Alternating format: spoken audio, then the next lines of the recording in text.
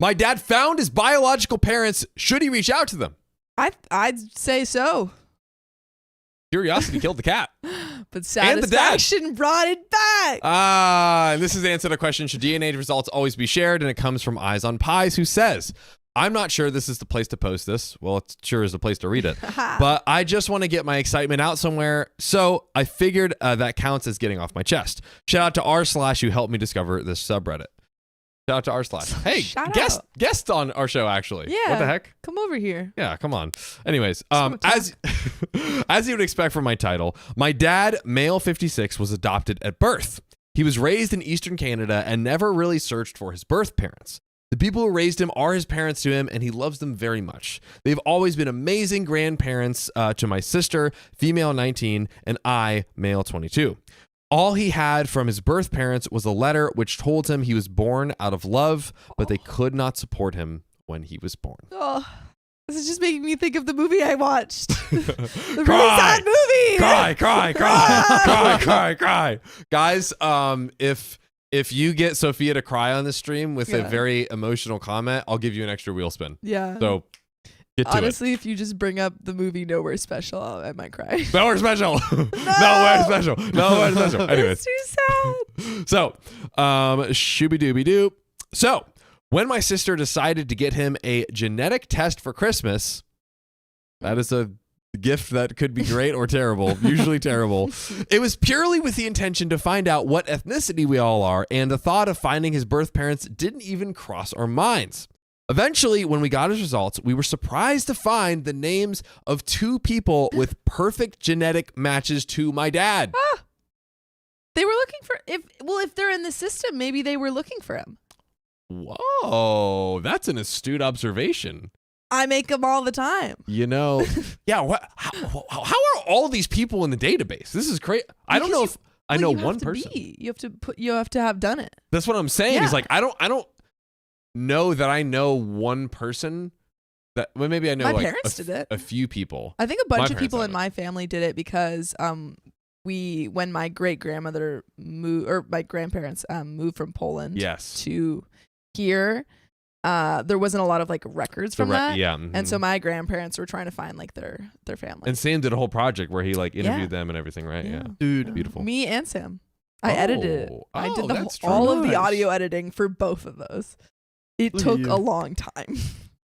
I think they got me in when I was in kindergarten. All I remember is it was really cold. I had a very big jacket on, and they took us into like this like stall. It was like a trailer park thing that like they made into like these temporary buildings because they were gonna build more, but they never did. And they took my fingerprints, and I was 5, and they gave me a little ID that had my name and my fingerprint. And I was like, "Whoa, this is so cool!" But I think they put me in the system. Then there were cops there. I don't sounds think you like got DNA tested. I don't know what it was, but that's when I got my first fingerprint. I don't think it was like an ancestry test. It sounds like you got fingerprinted. Yeah, like in case I got kidnapped. Dude, that was way back there. That was honestly probably one of the darkest days of me being a 5-year-old. It was so scary. I was like, whoa, this is weird. Oh my gosh. Guys, accidental trauma unlock for Riley. Riley's like, oh yeah, let's talk about Ancestry.com. One time when I was 5, they took me to a little trailer park. They stole my blood. That's basically exactly what just happened. Well, it was a trailer house on the school grounds. Oh, sorry. It was a trailer house on the school grounds. Excuse us. Yeah. Everyone knows DNA comes through thumbprints. Yeah, everyone knows. No, that felt mean. I'm sorry, Riley. No, it's okay. I was 5. I didn't know what was happening. True. Well, back to OP's drama. So my dad had the option to reach out to the parents. That's big. So he wrote them each an email and just waited for their responses. Almost immediately, his biological dad, who I'll call Jim, not his real name, responded. Whoa. He said how excited and happy he was to have found my dad, and he was looking for him for so long. Wow. My dad, who is usually an emotionally reserved man, was curled up on the couch grinning. Go, Sophia. That's right. Sad. Cry. It's a happy sad. Happy sad. He was curled up on the couch grinning as he was texting Jim for the first time. Oh my goodness. I was still in shock from the news, but so happy to see my dad, even happier than when I graduated university. Soon thereafter, he also received a message from his biological mom, Debbie, also not her real name. The cry cam, go. Isn't that actors they're supposed to cry on command, right? Can you do that? No. Oh, you should learn. It's really actually okay. Yeah, so we can be like, cry. Yeah. It's actually, I find it really hard to cry on stage in general. Yeah, it seems so Yeah. unnatural. I have a lot of friends who can do it pretty well. It's so dope. I've always found it very cry. tricky. Yeah. The ultimate superpower. Yeah. Anyways, by talking to both of them, my dad learned the story of his birth, and I think that it's absolutely wild. See, Debbie is the daughter of an Australian mining engineer, and they all moved to Canada for his work when she was in high school. Whoa. Later on, they moved to the Midwest, where she met Jim at the age of 17. They were high school sweethearts and were thinking of marriage after they graduated. But then Debbie got pregnant. This being the 60s, this was a huge deal. Her dad was furious and sent her back to Canada to give birth and arranged a private adoption, as he knew of a couple who were trying to have a kid, my grandparents. Whoa. Wait, so why did the grandparents never say? Yeah, because the dad was like, yeah, they would have known who the family was. Maybe they passed away before he was like trying to search them. Chat, let me know if my reading comprehension is back to negative 10%. No, it seems like we have OP's bio grandparents, new adopted grandparents. Sorry, OP's, so they are OP's grandparents, but they're not related. No, I know. Bio grandparents knew the adopted grandparents. But are they? Oh, sorry. Yes. Yeah. Now I'm following. Yes. Yeah. They knew them. So why wouldn't they be able to? Why wouldn't they tell them? Yeah. I don't get it. Guys, I've been having the craziest brain fog ever. It is so infuriating. I cannot put to words. Yeah. Sophia knows the blunders I made on the last stream. No, but you're taking it like a champ. Yep. I'm really no not, one would though. even know unless you talked for 20 I notice it and it bothers me. Anyways. Yeah. So if my reading comprehension is at negative 10%, oh well. So we're counting our days. There we go. Now, once she gave birth, she was able to let Jim know that she was sent back to Australia.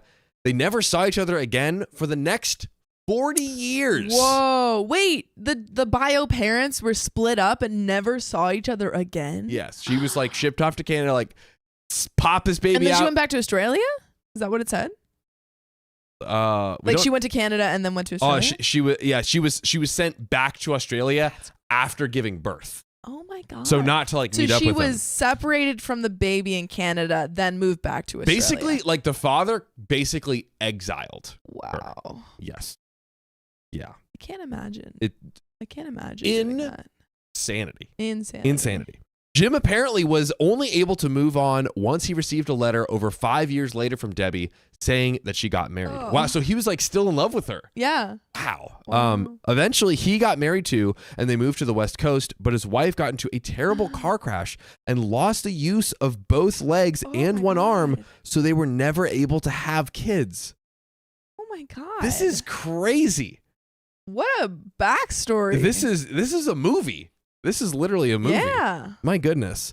Debbie had 3 daughters in Australia, the oldest of which is 7 years younger than my dad. They saw each other for the first time around 12 years ago as they reconnected on Facebook, and Debbie happened to be taking a trip to the West Coast of America. Wow. Both Jim and Debbie had always wanted to keep my dad, and so they tried for decades to find him, but my province is apparently one of the hardest to find is one of the hardest places in the world to find adoption information, especially since my dad only received his birth certificate at his baptism, so their names were not on it. Jim had essentially given up trying to find my dad until genetic tests become popular. He asked Debbie to take every single one, and he did the same about 5 years ago in the hopes that one day my dad would take one. Okay, so Debbie and Jim? Mm-hmm. Jim were separated, but throughout this time, they were contacting each other about trying to find the baby. So what happened was 7 years before where we're at in the story, they ended up reconnecting. Okay, gotcha. And at that point, they were like, "Hey, let's try to find our son. baby. Let's do this stuff." And literally your prediction was exactly correct. They took every single DNA test available just in hopes that he would take one of them and match. Oh. Dude, that's so like, oh my God. It is crazy. It's adorable. It's heartbreaking. It's insane. It's like, wow. Yeah. No, the effort that these like parents are putting in after forcibly having their baby kind of taken. Yeah. And 40 years. Yeah. Wow. When he received my dad's message, he immediately wrote to Debbie, I found him. Since then, we have had several calls with Jim and his wife, and they are absolutely lovely. We are their only family since they don't have kids, and I couldn't be happier. At the end of the month, we'll be flying to the West Coast to meet them. This is a DNA test actually like coming out great, and also DNA tests are low-key like bonus like family extension packs. Yeah. OP just has amazing or OP's dad has amazing parents, and now has like parents that spend 40 years trying to find him. Double amazing parents? Yeah. It would be kind of sick to have 4 parents that are all awesome. That are all just so sick. That would be great. That would be great. I'm not complaining. I'm not complaining. It's been harder to talk to Debbie as Australia is so many hours ahead of us, but she is also so kind and an absolute joy to talk to. I haven't met my 3 new aunts yet, but apparently one lives in London. It's crazier to think that I might have been a few kilometers away from her of the few times that I visited. I also have 5 new younger cousins. Oh my God. Again, family extension pack. We just got a giant family. Let's go. A couple of them are huge fans of Japanese culture, so they're ecstatic to hear that they have half Japanese cousins. My mom is Japanese Canadian, so my sister and I are both half. We hope to visit them one day in Australia, but we might all meet up in Japan next year. So sick. I mean... What just simply the happiest DNA story we've read. Truly, I just missed who commented it, but it's a good DNA story. Like, yes, Alexa Navarro, it's a good DNA story. Oh, sorry. Victoria Sab said it's a good DNA story. Alexa Navarro, welcome to the live. Yes, you did make it. Made it for a great story. Guys, if this is your first live ever, sound off in the comment. Comment a wave. I want to see the chat flooded with waves. Smile and wave, and boys. all of you OGs, welcome them into the family. Yeah, as we do. You know, this is do a family like an open arm hug. Yeah, I was just telling Riley and Sophia how grateful I am to be able to work with such amazing people. And Riley was like, "Are you dying? Like, is something wrong?" It was just the way he was doing. He's like, guys, I just love this so much. I was just expressing my gratitude. I was expressing my gratitude. You know what? I appreciate it. Thank you, Sophia. Me too. I appreciate it too. No, I said it first. It scares me. I said it first. Oh my God. I loved it. I said that first. Ellie Gray just thanks for the dono. Also commented, this is like the movie August Rush, but instead of finding the parents as a kid, it's adulthood with modern tech. I love that movie. I have seen that movie. It's such a good movie. I want to rewatch it. I would be totally down because I may or may not have forgotten the part. I remember he was like a freaking savant. And I only remember him playing the guitar horizontally. Yes. And it was sick. And it's also the kid he was in like all of the best childhood movies. Oh. You know, like I don't know who he is. I think he's the guy in The Good Doctor now. Oh, that's okay. He doesn't matter. We don't need to look him up. But he was in all of my favorite like childhood movies. Isn't he also in like Spiderwick Chronicles? He was in Hotel Bates. He was in a good childhood. I think he was in Charlie and the Invisibles. I think that's what it's called. Anyway. Wow. What a savant. Anyways. So Opie says, I don't know how to end this. I'm still processing everything. It's absolutely incredible. It's absolutely incredible to have my family grow so much, but also a little overwhelming. I'm so happy for my dad, for Jim, for Debbie, and I'm so excited to get to know them better. I hope I get to meet my new cousin soon too. I feel so incredibly lucky that this has happened, seemingly against all odds. My dad was initially raised Francophone? French speaker? I don't know. That doesn't make sense. Wait, unless if they live in Canada, maybe he lives in like Quebec. Is Francophone chat? Let me know. Is Francophone, and maybe Riley could look it up too. Chat knows. I'm guessing that it means something about French speaking. We're guessing. Any of our Sophia Callan, she's Sophia, I think you're French Canadian or French something. speaking, a person who speaks French. There we go. A freaking genius. You've called everything so far. Yeah. Just wait till you get something wrong. Just you wait. Just you wait. The higher they go, the harder they fall. That's all I'm saying. Yeah. But Arthur in the Invisibles. That's what I meant. He's in Charlie and the Chocolate Factory and Arthur in the Invisibles. Very relevant. It is. Sophia has now finished her thought.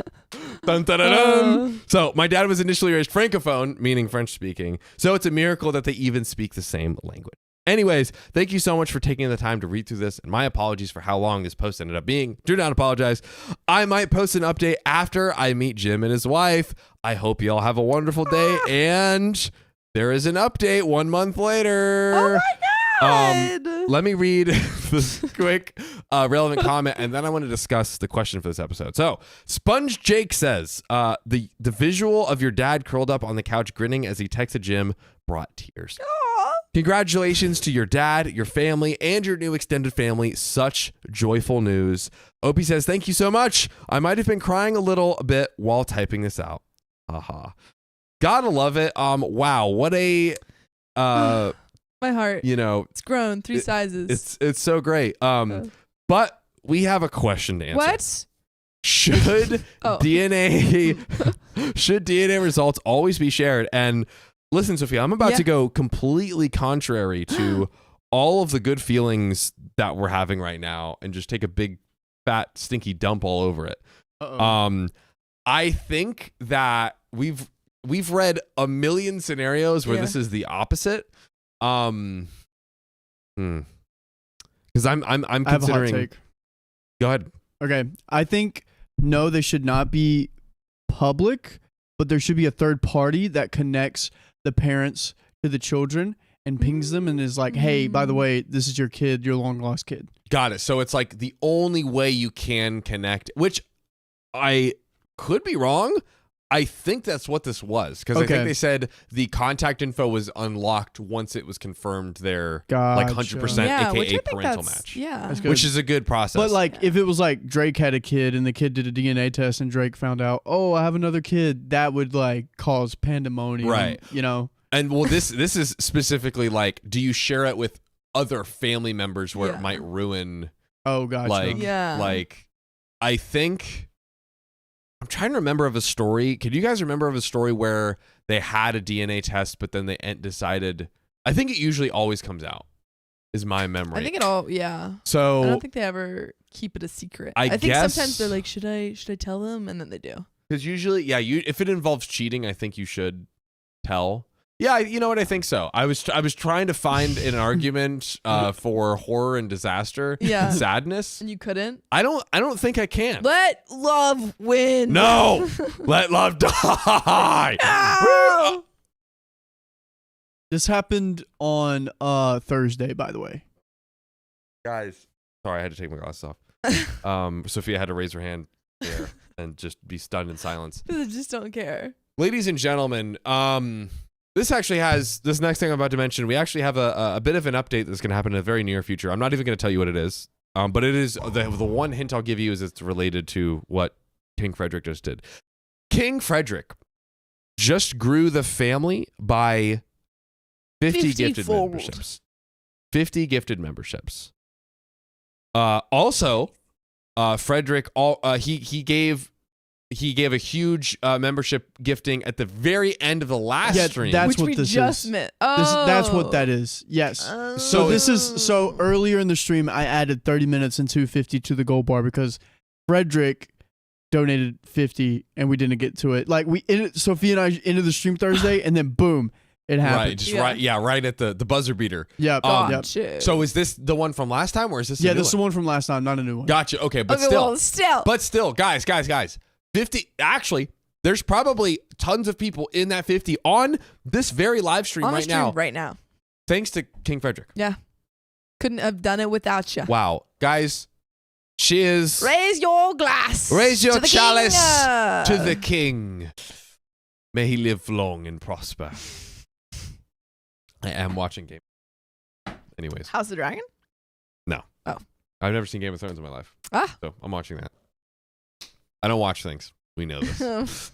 But Why don't we get into this update here? Let's get into this 1 month later update. I want OP to meet all of their new family. Ooh, what if everything goes terribly? No, don't read it then. First of all, thank you so much to everyone who left such kind and heartfelt comments on my first post. It's been incredible hearing all of your stories. To those of whom who are concerned we would abandon my grandparents that I grew up with, that is most definitely not the case.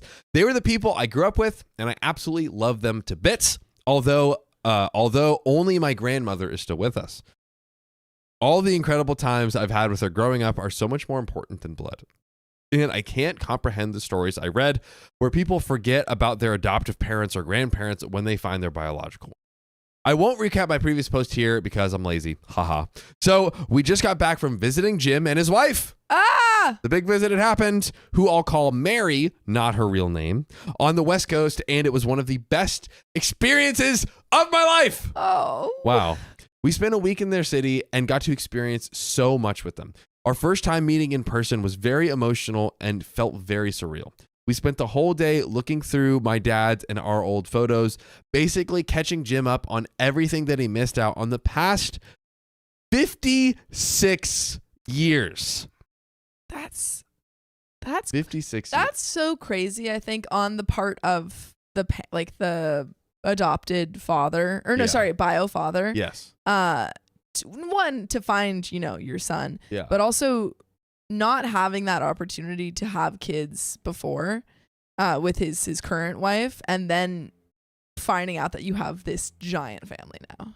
That is so true. It's so exciting. Yeah, because it's like, it almost kind of hurts double fold when you get to the age of like being a grandparent, where it's like you probably have a lot of friends. It's like, okay, you have your adult children, they have all of their grandkids, you have this like big happy family, and they weren't able to have. They wanted because to. They wanted, because they wanted to and weren't able to have that. But now they have all this family, and it's freaking adorable. That's so amazing. Yeah.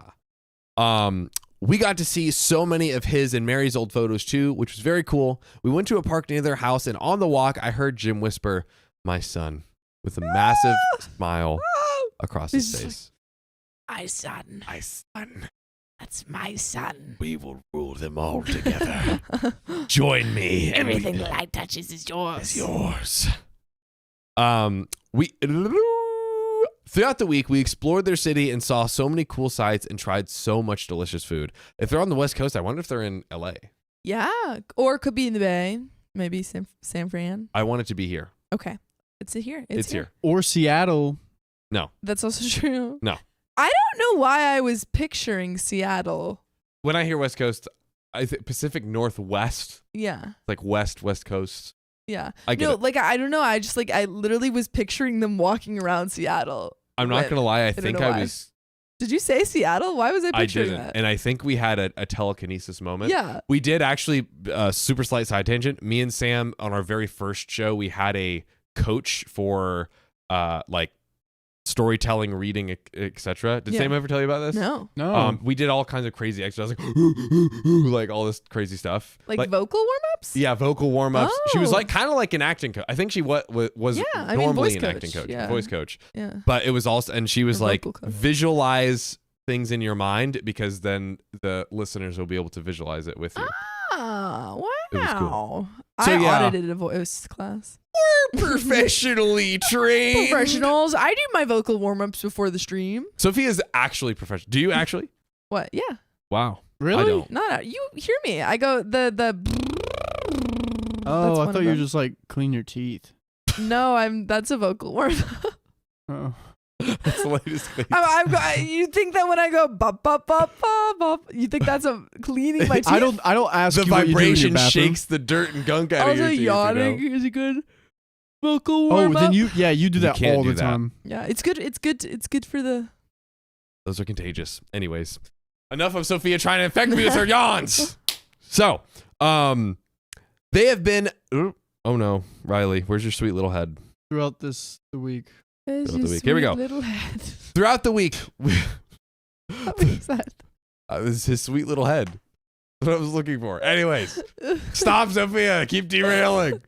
So, throughout the week, we explored their city and saw so many cool sights and tried so many delicious foods. Mary knows her city so well, and it was great to see her favorite spots all around the city, from food carts to gardens to museums. We all went to an incredible Japanese-American museum, and Jim and Mary absolutely loved it. They were very keen to learn about the internment during World War II and said they knew a bit about it before, but now it feels personal. Oh.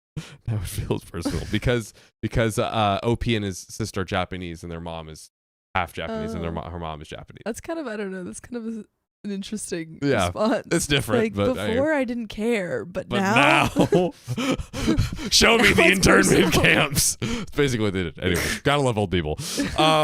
We went on 2 walks with Jim. Mary wasn't able to come because she was in a wheelchair. It's so cool to have such an active outdoorsy grandfather who is able to go on long hikes. He taught us you do this to me. I did. That's my bad. He taught us some foraging tips and told us stories from when he used to go camp for years on end. Wow. Both he and Mary are very spiritual. So he told us great stories from meditation retreats that they've done. He's even tried psychedelics, so he's definitely the cool grandpa. Cool grandpa. I won't go into precise details of places we went, but it was great exploring such a cool part of the world with amazing people. Tell me it was LA because I want that. I need to know. Because what if they went to a place that we've been to? I'm going to look up where museums Japanese with World War II camps. museums are. Yeah. I bet there's some here.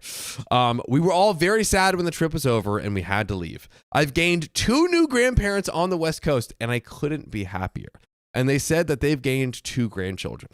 I'm so glad that they see us as such. Mary told me her greatest regret in life was not being able to have children and grandchildren, but now she does.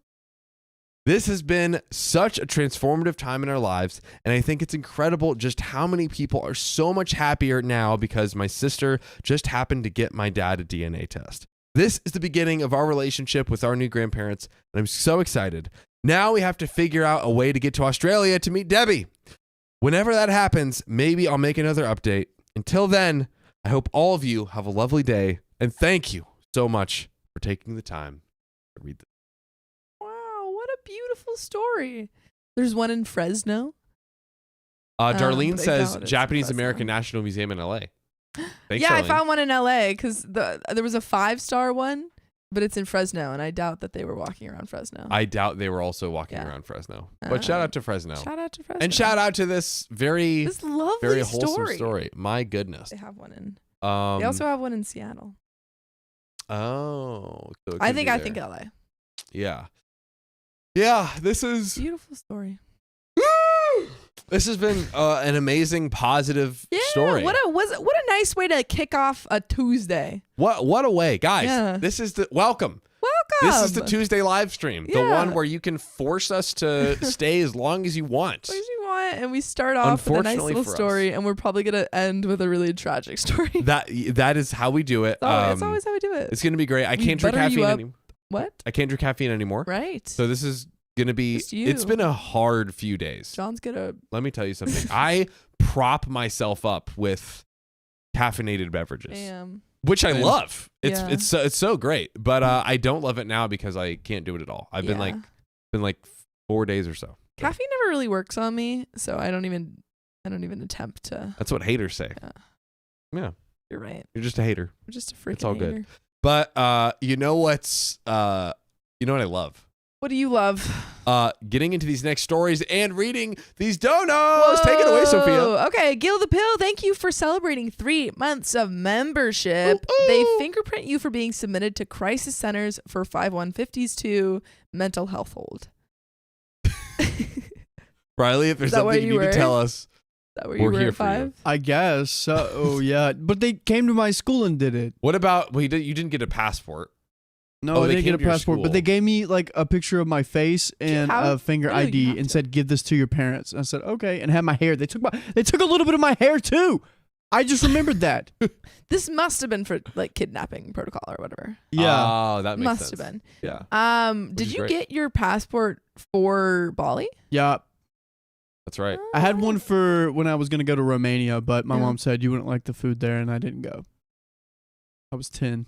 Oh, you already had your but then it expired. It expired like in that's right. 2023, and then we put Riley, was it second flight ever? And first international flight? Damn. I think first international flight, and it was like, I think third or fourth flight. Third or fourth. Third or fourth flight for the first time we brought him out here, and then first second flight bringing me out here because I went to Vegas and then to you guys. Yeah. There we go. And then I went to Bali. First international flight. Yeah. Yep. See, I think I had more international flights growing up than I did like. That's national. crazy. Wow, we get it. Okay. No, I was only going. I just had my first flight. You don't gotta shove it in my face like that. No, I mean like I was only going. I had so many more international flights. This is crazy. Quiet. I was only going to Australia to visit family. It does come off like that again. Okay, well that's we get it. You live in California. I'm in North Carolina. All right. No, that's not what I was saying. Start the stream off hot. Jesus. Let's go. Also, Savannah Rain. Saying an interesting fact. Yeah. Jeez Louise. Rose Sophia. Ah. No, I'm just kidding. Savannah Rain, thank you for the $10 on the donor link, no less. Thank you guys for making me smile and feel less alone. Savannah, your family. Welcome to the family. Take a seat. There's a seat at the table for you. Sleethy Toves. Slithy Slithy Toves. Slithy Toves. Slithy Toves. I always mess it up. Anyway, Slithy Toves, thanks for celebrating 3 months of membership. I'm sorry about your brain fog, John. I have a few autoimmune disorders, and brain fog is the norm with chronic fatigue and pain. I hope it clears up soon. Let's put some hearts in the chat for Big Toves, our friend and confidant. Yeah. Ellie Gray, thanks for the $5. This is like the movie August Rush. We read that, and honestly, fire movie. Let's rewatch it. Yeah. Oh, movie night at my place? Yeah. Oh, yeah. Good movie night. Okay. Uncle Daddy Jesse, thanks for the $20, guys. Uncle Daddy has entered the chat. Uncle Daddy, welcome. Is that the Uncle Daddy dance? Uncle Daddy. Uncle Daddy. Welcome. I like that. We have a new thing for Uncle Daddy Jesse. I love it.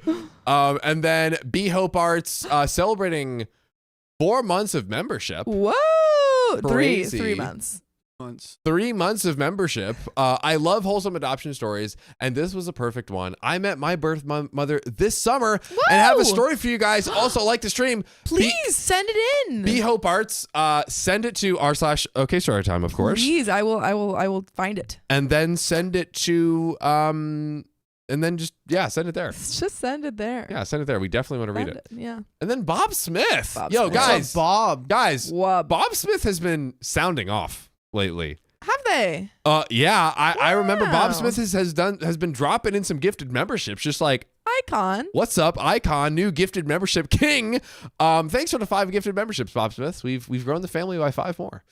Sophia, take it away. RW, thank you for the $5. I'm so glad I got to catch your live on my birthday. Happy birthday.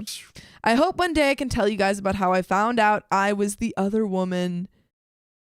R/OK Storytime. Yeah. RW. I also hope that you tell us. Yes, please say that. And then what could you scroll up? Thank you. Anna Banana, thank you for celebrating 4 months of membership. Wow. Wait, I think that's the most amount of membership you can celebrate. It was launched that long ago or something like that. Yeah. So. I think 4 months is the top. Was there a comment there, Riley? Aha! Hi everyone, like the stream. Like it. And Berlin Nabi, thank you for the $5. Being called into work right now after a hurricane sucks, but at least my work has power and Wi-Fi to watch y'all. Yeah, everyone who's being affected by the hurricane right now, I hope that you're all okay. Yes. And then everything, and you are safe. Christy Lou, thank you for celebrating also 4 months of membership. Y'all get an intern to make bullet points about the story, track the main characters and relationship, etc., to make sure things don't get mixed up. We don't need an intern. It's upside down. What? It's upside down. No. No. Turn it up. Turn it over. Yeah. But that's erasable. No. Don't erase it. No, I'm just kidding. I would never erase it. I could never imagine. It's the whiteboard. But yes, we have a whiteboard now, so that way we can draw out. That way things. we don't need an intern. Yes, but we should get another. Our intern, it was so great. Short-lived. You know, great things come to an end. Yeah. He was poached. What's the saying? Like good things don't always last. If you love them, let them go. No, it's like something about things not lasting long. I'm here for a short, fun time, not a long time. Good time, not a long time. Close enough. Stay gold, pony boy. Yeah. Close enough. Get out of here, Marley. Get out. Nice. Also, Christy Lou. Oh, Christy Lou, thank you for. Oh, we already read that. A Dash of Stardust, thank you for celebrating 3 months of membership. So glad to be a member. Thank you to the generous people who keep gifting me memberships. Yeah, let's go. No, I love how many people in our members have been gifted. It's been great. Continuously. I looked at the numbers low key, not the first time, but I don't look at them that often. A ton of people are converting into members. I have noticed. Yeah, we've been getting less of the tipping and more of the members, which is what. Yeah, not even that too. People are after their gifted membership, they're just becoming long-term members. Oh, they're continuing. Yeah, it. Yeah, it's amazing. Yeah, that's also great. The family is growing. But guys, Riley highlighted Courtney Brady. I will intern for free if you live in LA. If you and I, yeah. Just let me know. Let us know. And you apply. Yeah. Honestly, that is a good place to source. We found Riley. Riley was a fan. It's true. That's what all came through. If you are a fan or related to one of us. That's the only way you get in. $5.99. Yeah, I found it. John. Also, yes, Josephine Mandela Berquist, thanks for the 620. John, please promise me you won't make me rip my hair out again like yesterday. Lol. Anyways, like the stream and all hail the warm cream. Josephine, I'll keep him. Your boy is suffering. Your boy is suffering, Josephine. He's suffering. It's tough out here. But I will truly try my diddly darndest. Diddly darndest. That's all I can do. That's all I can do. Yep. But you know what I can do? Read this story. Heck yeah. Am I the a-hole for saying out loud that I'm still in love with my cousin during a family reunion? Oh, dear. Hopefully you mean like I love you, cousin. I love you, cousin. Not like oh, cousin, you were mean to me, but I still love you. Or maybe like cousin in the way like in The Bear, where they're not actually cousins. And he's like, cousin. Anyway, I think it's going to be Sweet Home Alabama. No! And this stands the question of should DNA results always be shared? Ooh. So Kindly Car 7996 says, hi, I know the title is pretty disturbing. It is. Does sound creepy for me once I reread it, but there's no better way to say it. I'm sure there's a better way to say it. Before you start judging, I want you all to know that the context will be very important.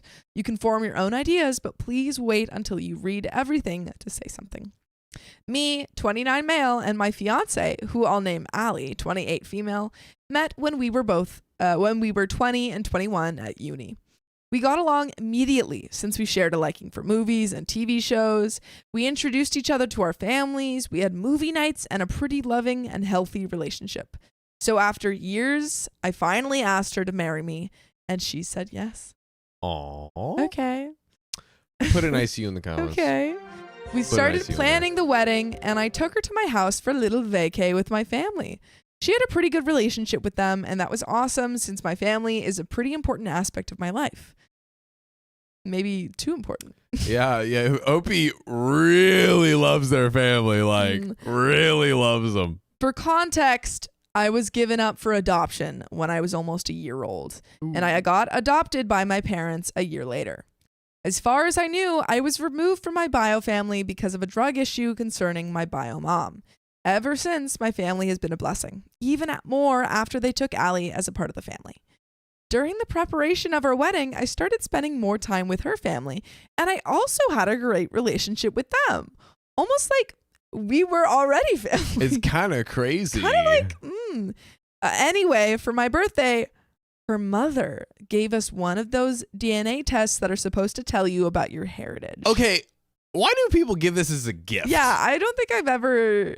It's kind of a weird It is a weird gift. I think it's a weird gift. I think that I don't know. I feel like that's something that you get for yourself, no? Yeah, it's like a very personal kind of, and like I don't know, maybe some people are not ready, like with the adopted parents or like things of that nature. I don't know. Yeah, a little bit interesting.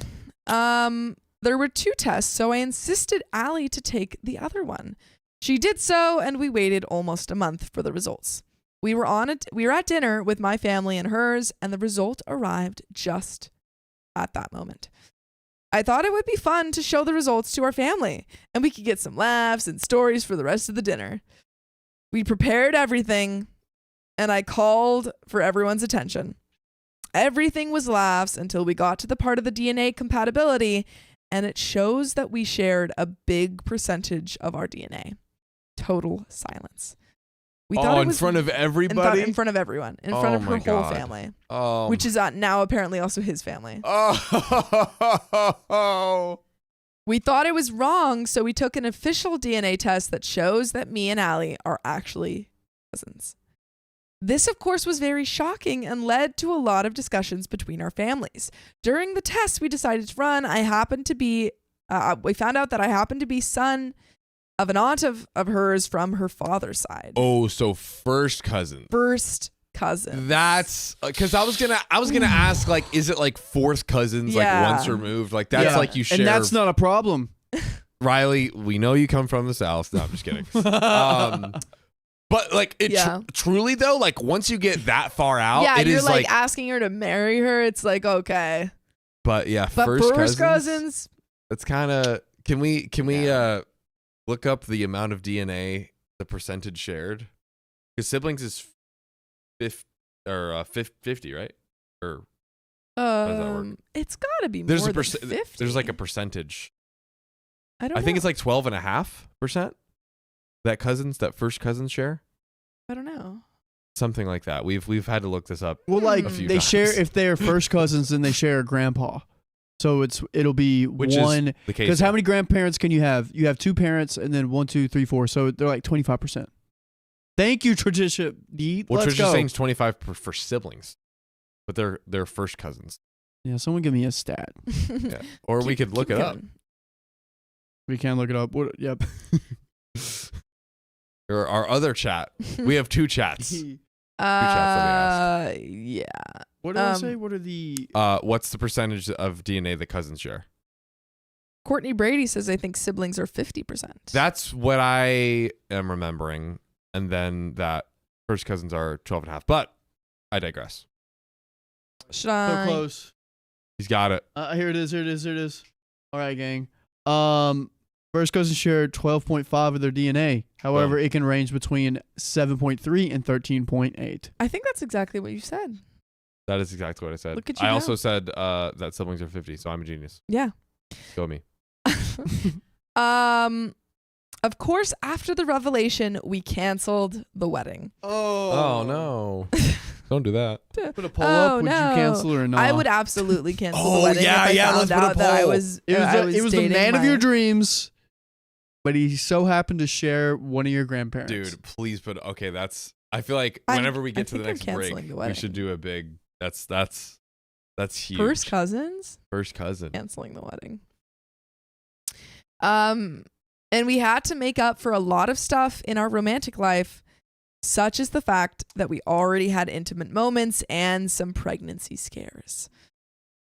Almost a year later, we started seeing each other, but we addressed each other as cousins. Why? Oh, I don't know if I would address her ever as cousin. Oh, I don't think I would ever address her as my cousin. So they were like, they took a year like break then, and then they got back together? No, that would be crazy if they got back together and started referring to each other as cousins. They broke up. Okay. They fully then they broke just started up like seeing each other like as cousins. Oh hi, I'm your cousin. Yeah. Which I don't. Oh. I don't think I would do that. I mean, I would break up with him, but I don't think I would ever refer to that person as my cousin. Yeah. I'd be like, you're not my cousin. It's too much. Which was pretty much heartbreaking for me because she was and she still is the love of my life. And I don't think I'll be able to move her from such an intimate place of my heart to just a cousin. This year around Easter, she started dating this guy. He's actually pretty nice, and I don't resent him for being with her, but it still hurts me because I feel that she moved on from me way faster than I did. I understand we're cousins, but it still hurts. Yesterday, during a family dinner at her house, he's just at all the family dinners now. And now he has to see. Oh, dude, that's tough. I don't know if I would go to these family dinners. Yeah. I was there since I started spending some more time with my bio mom, so I really was a cousin now. Allie and this guy, we'll name him Harry, were very close to each other, and I just wanted to throw up. At that moment of the party, Allie and I get to have some alone time while setting up the children's table, and I asked her how things were going with Harry. She said it was good and that she was actually hoping for things to get more serious. Don't get me wrong, I'm happy that she can find a good man, but deep inside, it pains me that it's not me. I tried to play my part as her cousin, because I am, so I gave her a hug and told her that I was happy for her. Then Harry got in and said, "Wow, that hand's a little low, bud. I might think you know her too well." Such a weird comment to make. That's such a weird comment to make for someone. Yeah. Well, presumably either he knows or he's making a really weird comment about like someone's cousin. Yeah, 100%. But maybe his hand was really low. Yoinks. I tried to play cool and just laughed, but I noticed that the comment made her feel awkward. So I tried to brush it off by saying, "I do know her too well. We shared a bed once." He was like, "I noticed she felt a little bit uncomfortable, so I decided to make it much worse." Oh, P. Oh, P. That was the wrong thing to say. Why? Would you say that? Why would you say that? Why would either of these people say that? I hate them. Yikes. Now thinking back on it, I could have chose a better word or a better way to say it. I wasn't referring to that, but more of all the movie nights we had. Come on! What do you mean? Oh, You're we lying. shared a bed? The movie nights? All the Netflix and chill we had? You freaking liar. He's like, "I didn't mean that." I'm sorry, but like you watch movies on a couch. Come on. That's what you do. Come on. No one says we shared a bed together. And reference the movie. Yeah, you liar. You freaking liar. Yeah, caramba. Allie looked at me stunned, but Harry had a terrified look on his face. I tried to explain because I assumed that Allie told him about how I was just getting into the family, but apparently I was wrong. The discovery led to an argument where he started yelling at Allie for not telling him that she was, and I quote, "effing her cousin." That made me angry, and I couldn't believe he was just ignoring the fact that we didn't know before. I started yelling at him that he was a jerk for judging her and ignoring the context behind it, but that only directed his anger at me. I don't remember the specific words he used because I was truly mad, but he yelled that I was a freak for showing up when he was there and that I was disrespectful and disgusting for trying to get her attention back after knowing we were related. I was furious. And so I told him that if I was him, she wouldn't have to go through this embarrassment because I actually do love her enough to not humiliate her like that. Stop! Stop talking! Stop talking! Oh, P. You're just proving his point. Stop. The argument escalated to the point that he left, and now Allie was saying that I was a jerk for saying what happened between us and that we were just cousins. I tried to apologize, but I ended up saying that I couldn't take it, that I missed her, and that I'm still in love with her. Oh. She looked at me. I don't know how to describe her face because it was pretty confusing, but she left and I was kicked out. Later on, I started receiving a lot of calls and messages saying that I was sick for ruining her relationship like that, and I was disgusting and selfish for doing that to her and making her think that she was still in love with me even when we know we are family. I know I did a lot of things wrong, though, and that I could have handled things better, but I want to know, am I the a-hole? Yes. Yeah. Yes. Yeah. You said all of the wrong things. Yeah, and that's not to say that what's his face, the new boyfriend. Oh, Harry. Yeah, he definitely said weird stuff. Oh, and he's an a-hole too. But like, OP is also, and like the thing I think OP is like trying to pass it off as like. Yeah. He was trying to say, oh well, that's not what I meant. They just don't understand what I meant. But he. And I'm like, I'm sorry. The fact that he said, oh, I'm still in love with her, it's clearly what he meant. Yeah, you literally said you're in love with her. In front of everyone. Yeah. Oh, okay. Also, the poll says 72% not, 28% 28% of you would stay with your first cousin. You know what I thought? I thought it was going to be 12.5%. Oh, that would have been funnier. But yeah, what do we do? Is that the end of the story? That's the end of that story. Oh my goodness. Okay. And I think that on the opposite end, sometimes DNA tests should not be shared. You know, but keep it to yourself. If they never shared it, they never would have found out, and then they would have known. But I'm saying they shouldn't have shared with the family. I guess they accidentally shared it. But I think what they could have done has been like, oh, there was like a mistake in the tests. Right. We got our new tests. We're not cousins. Well, that's basically what they said initially. They were like, we thought something was wrong, so we went and got the official but then they test came done. back to the family and they were like, we are cousins. Yeah, but then if they break up, it's gonna be so obvious. I don't know. I would break up and not tell anyone. But then it's like, actually, I think this is a good debate, because it's like, if you don't tell anyone, the rumor is going to persist, because it's like you took the test in front of everyone and it showed that you're cousins. So, and then you break up and they're like, oh, why'd you break up? You're like, it just like wasn't working out. People are going to be like, I mean, be honest. If I was on the receiving end of like, oh yeah, it just, it just didn't work out, I'd be like, come on, bro. Come on. There's like one comment. Oh. That is very relevant that I just found.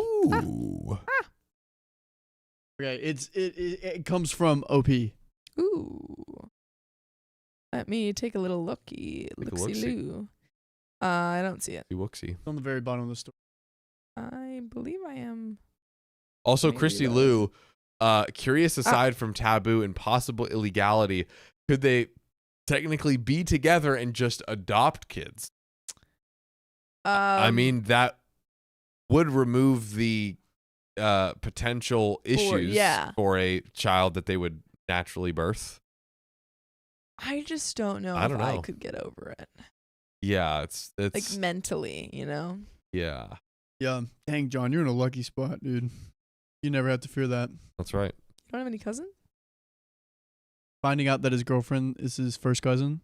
Oh, I thought you meant you didn't have any cousins. I was like, what? Oh, that was good. That was good. Well, let's read these comments. Dirt2841 says, that's what I figured as well. The chances of something like that happening in a big city is unlikely, so I think you're right. She might even have to leave their hometown if the ex decided to start the rumor mill, which I've never lived in a small town, but I've heard gets around very quickly. I feel bad for her and hope it doesn't harm her like that. And then Kindly Carr, who is OP, says, this comment section has been the most useful for me because it made me realize that I did drop the comments to annoy him. Being honest, I didn't think of it like that since it was actually something like an inside joke between me and Allie and also our families. That's such a funny inside joke. To be like, yeah, I used to F my cousin. Jokes. What? So I thought it might slip up again because I thought Harry knew. But thinking deep down about it, yes, I was jealous and I said it to hurt him and it was uncalled for. I didn't notice it at first, but I understand it now. Thank you. We live in a small town. It's a small city, I guess. The city has some places where some families like mine have farms and stuff, but even if our situation spread, it wouldn't reach many people out of his circle. Okay. Yeah. Yeah, messy, it's a little tough. Messy. I think they made the right call. To break up? They broke up. Oh yeah. But I think he just was an a-hole for the stuff that he was saying. Yeah, he was an a-hole for the stuff he was saying. But what a tough position to be in. Yeah. To fall in love with someone and then about to get married to them. It is low key kind of like the scenario of the spouse passing away, where you're like, like in that. It's not like you broke up because of issues within the relationship. Yeah. It's like a totally unrelated factor where the relationship has to end. So should DNA tests always be shared? I think for the sake of love, no. But for the sake of justice. In this case, I think if there was a world where they didn't announce the DNA test in front of actually, no, I think the issue here is the fact that they did announce the DNA test in front of everyone. I feel like you should take a little look at your DNA test before you share it with everyone. Personally. Yeah, no, 100%. This is the most cautionary tale of all time to not look at DNA test results with everyone for the first time. Actually, I wonder if they would have stayed together if the family didn't know. OP, definitely. Her, maybe not. Maybe not. Yeah, it seems like she's fully moved on. It seems like he would have stayed with her if she was it seems like he would have stayed. I agree. Yeah. I agree. I think he would have stayed too. Yeah. But that's the end of that story. Well, ladies and gentlemen, it's not the end of the stream. No, you thought it was the end of the stream? What? You idiot. Speaking of the stream not ending, we got some donos to read. Holy guacamole. Alex Navarro celebrates 2 months of membership. Let's freaking go. Ichigo. Thanks for the $5. Ichigo? And then another $5 from Ao Ichigo. We're trying our best. Lol, I didn't realize how these work. Here's another $5. I also get brain fog after coffee. Maybe it's a 96 kid thing. Oh, let's freaking go. 96 is in the chat. 96. Yeah. Born in 96. Oh. That's right. Oh, yeah, I'm old. That's not what I was Except I'm not really. My birthday's coming up. Ooh, let's go. Yes, that is coming up. That's right. Are we doing something? Oh, yeah, we're going to big Shindig. party. Ooh, I need to send out the invite because I just did another event. What are you thinking send it out. This is the biggest party of this house. Hey, we have to. My Renaissance party was fun. No, it's John's 10 years plus his birthday. That's true. Wait, what day are you going to do it? July 20th. Which is probably right before we may or may not leave for something. Maybe not. Who knows? May or may not. Sarah Badoff, thanks for celebrating 5 months of membership. No, Sophia, it's 5 months. Yeah, you've disproved me. Ooh, I love when people screw you over and they ask you for a favor. What is that in reference to? I don't know. I don't know either. Kirby, who hurt you, Sarah? Tell us. Kirby Girl All Flame, thanks for the $10. I have cousins on both sides, and it's not as weird as you think, really. Easier to get the whole family together for events. My parents are technically cousins by marriage, so they're not blood related, but that's fine. Got you. I think that's so funny, though. It's easier than you think. Everyone's already coming to there, the family. You know. There's a lot of people that have... Yeah. That do that. I mean, there's other cultures where it's more common where you marry your first cousins. Indeed. But I think that it's more taboo in American. Also, indeed. Culture. Yeah. Matt Hattergal. How you doing, girl? How you doing, girl? 30 gifted memberships. 10 and then 20. Whoa. 10 plus 20 equals 30 new. Imagine if we could grow our family by 30 people just instantaneously. Well, you know what, Sophia? There's a way. How? That is people gifting memberships. No way. Like Matt Hattergal and Bob Smith and King Frederick. So true. Literally champions. My goodness. Champions. They are the champions. Shout out to you, Matt Hattergal. And models people, thanks for the $5 on the donor link. The mom totally knew, right? DNA tests aren't a common present for someone who isn't part of the family. That's what I was thinking. I don't know if I said that out loud, but I was thinking when we got to, I think you made a comment like, oh, that's a weird gift. But I was thinking before you said that, I was like, did she get it to them on purpose? Like she knew about this potential cousin situation and she didn't know how to tell them. Honestly. Matt Hattergal, thank you for the $10. Sorry, John, but us 86 to 93 feel older than you, LOL. Shout out to old people. Shout out. What's the poll? 26% stay? Yeah, like 26% of people would stay if it was their true love and also their first cousin. Wow. It's a tough cookie. Tough cookie to It's crack. a tough cookie. And you know what they say? The cookie crumbles. That's the way that cookie crumbles. Cookie Crumble has a really good setup this week. I am excited. It Cookie sounds Crumble? like a free sponsor? You said it! Wait, do you mean... No, I said the phrase. That's the way the cookie crumbles. Technically, Riley has not sponsored anything because I think you've switched the order. I have not. What? I'm dyslexic, so that helped me with not sponsoring. Oh, Let's okay, freaking go! Yeah, there we go. Yes! Dyslexia for the freaking win. Good.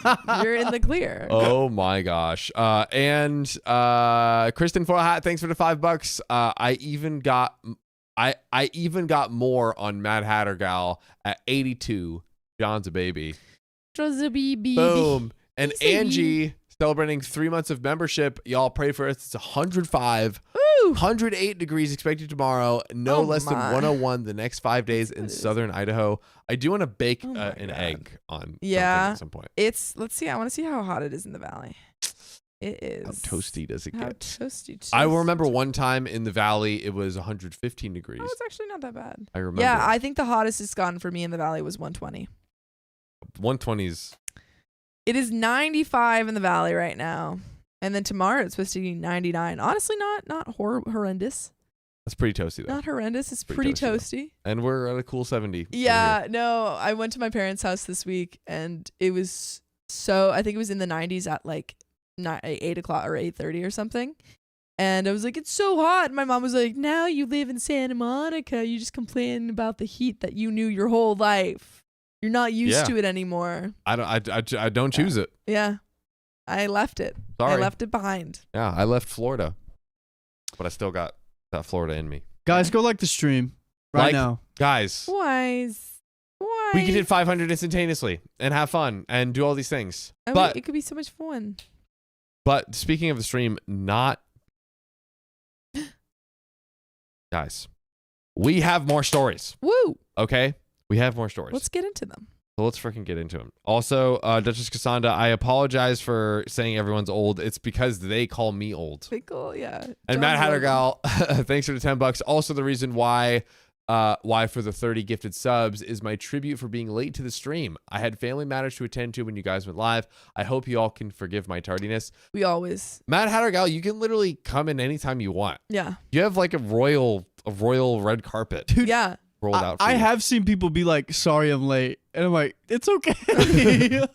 I love that, but that's like how it's almost like it's like we're hosting a class. Like we're a professor in a class and they come in, they're like, oh my God. That's true. I was thinking of like saying? a get together with friends, and it's like oh, sorry I'm late, guys. I'm on the way. I actually like that one better. Yeah, we are your teachers. We are your teachers. Sit down, people.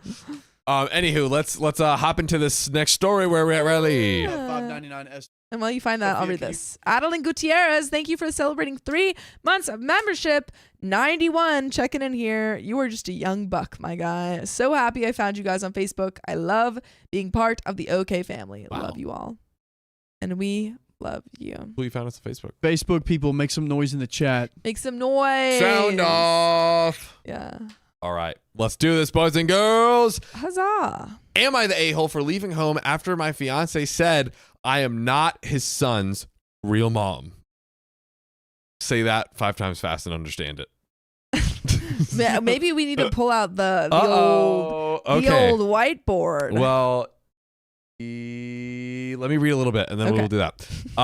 So this comes from Possible Girth. Wait. Here we go. John, give the whiteboard to Sophia and she will keep track of the names and stuff. That's smart. Because it's my finished thoughts. That's true. Yep. Finish those. Oh, I'm sorry. No, it's okay. I'm attacking It my didn't really hurt. today. It just was like heavier than I expected. Okay. All right. So, this comes from Possible Girth 3336 who says, sorry about any mistakes. English is not my first language and I'm emotional. I, 29 female, met my fiance, Kevin, 32 male, 6 years ago when Joe was 2. a baby. I wasn't planning on dating a single parent as I felt I was too young to be a parent in any capacity. But I fell in love with Kevin, and when I eventually got to meet Joe, I fell in love with him too. Aw. Joe's bio mom was not in the picture from at the time. She wanted absolutely nothing to do with Joe. When I met them, she hadn't seen Joe for a year and a half. For the past 6 years, she hasn't been in touch with Joe or Kevin at all. I've helped raise Joe all these years. I see him as my own. I love him as my own. He calls me mom in every way except for biologically. He is my son, and I am his mom. In February this year, we made it legally official with adoption.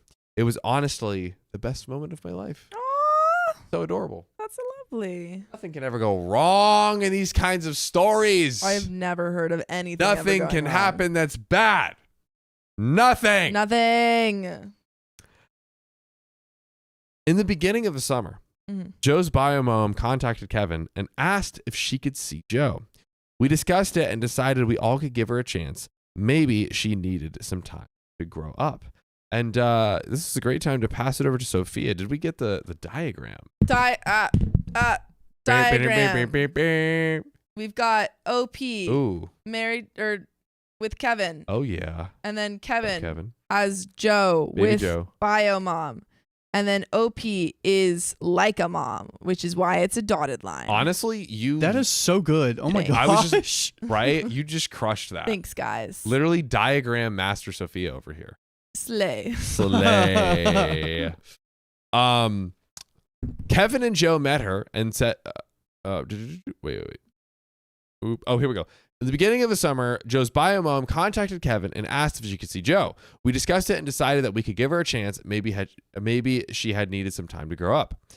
Kevin and Joe met her and it was fine. All was good at first. I even met her and she was perfectly nice and lovely.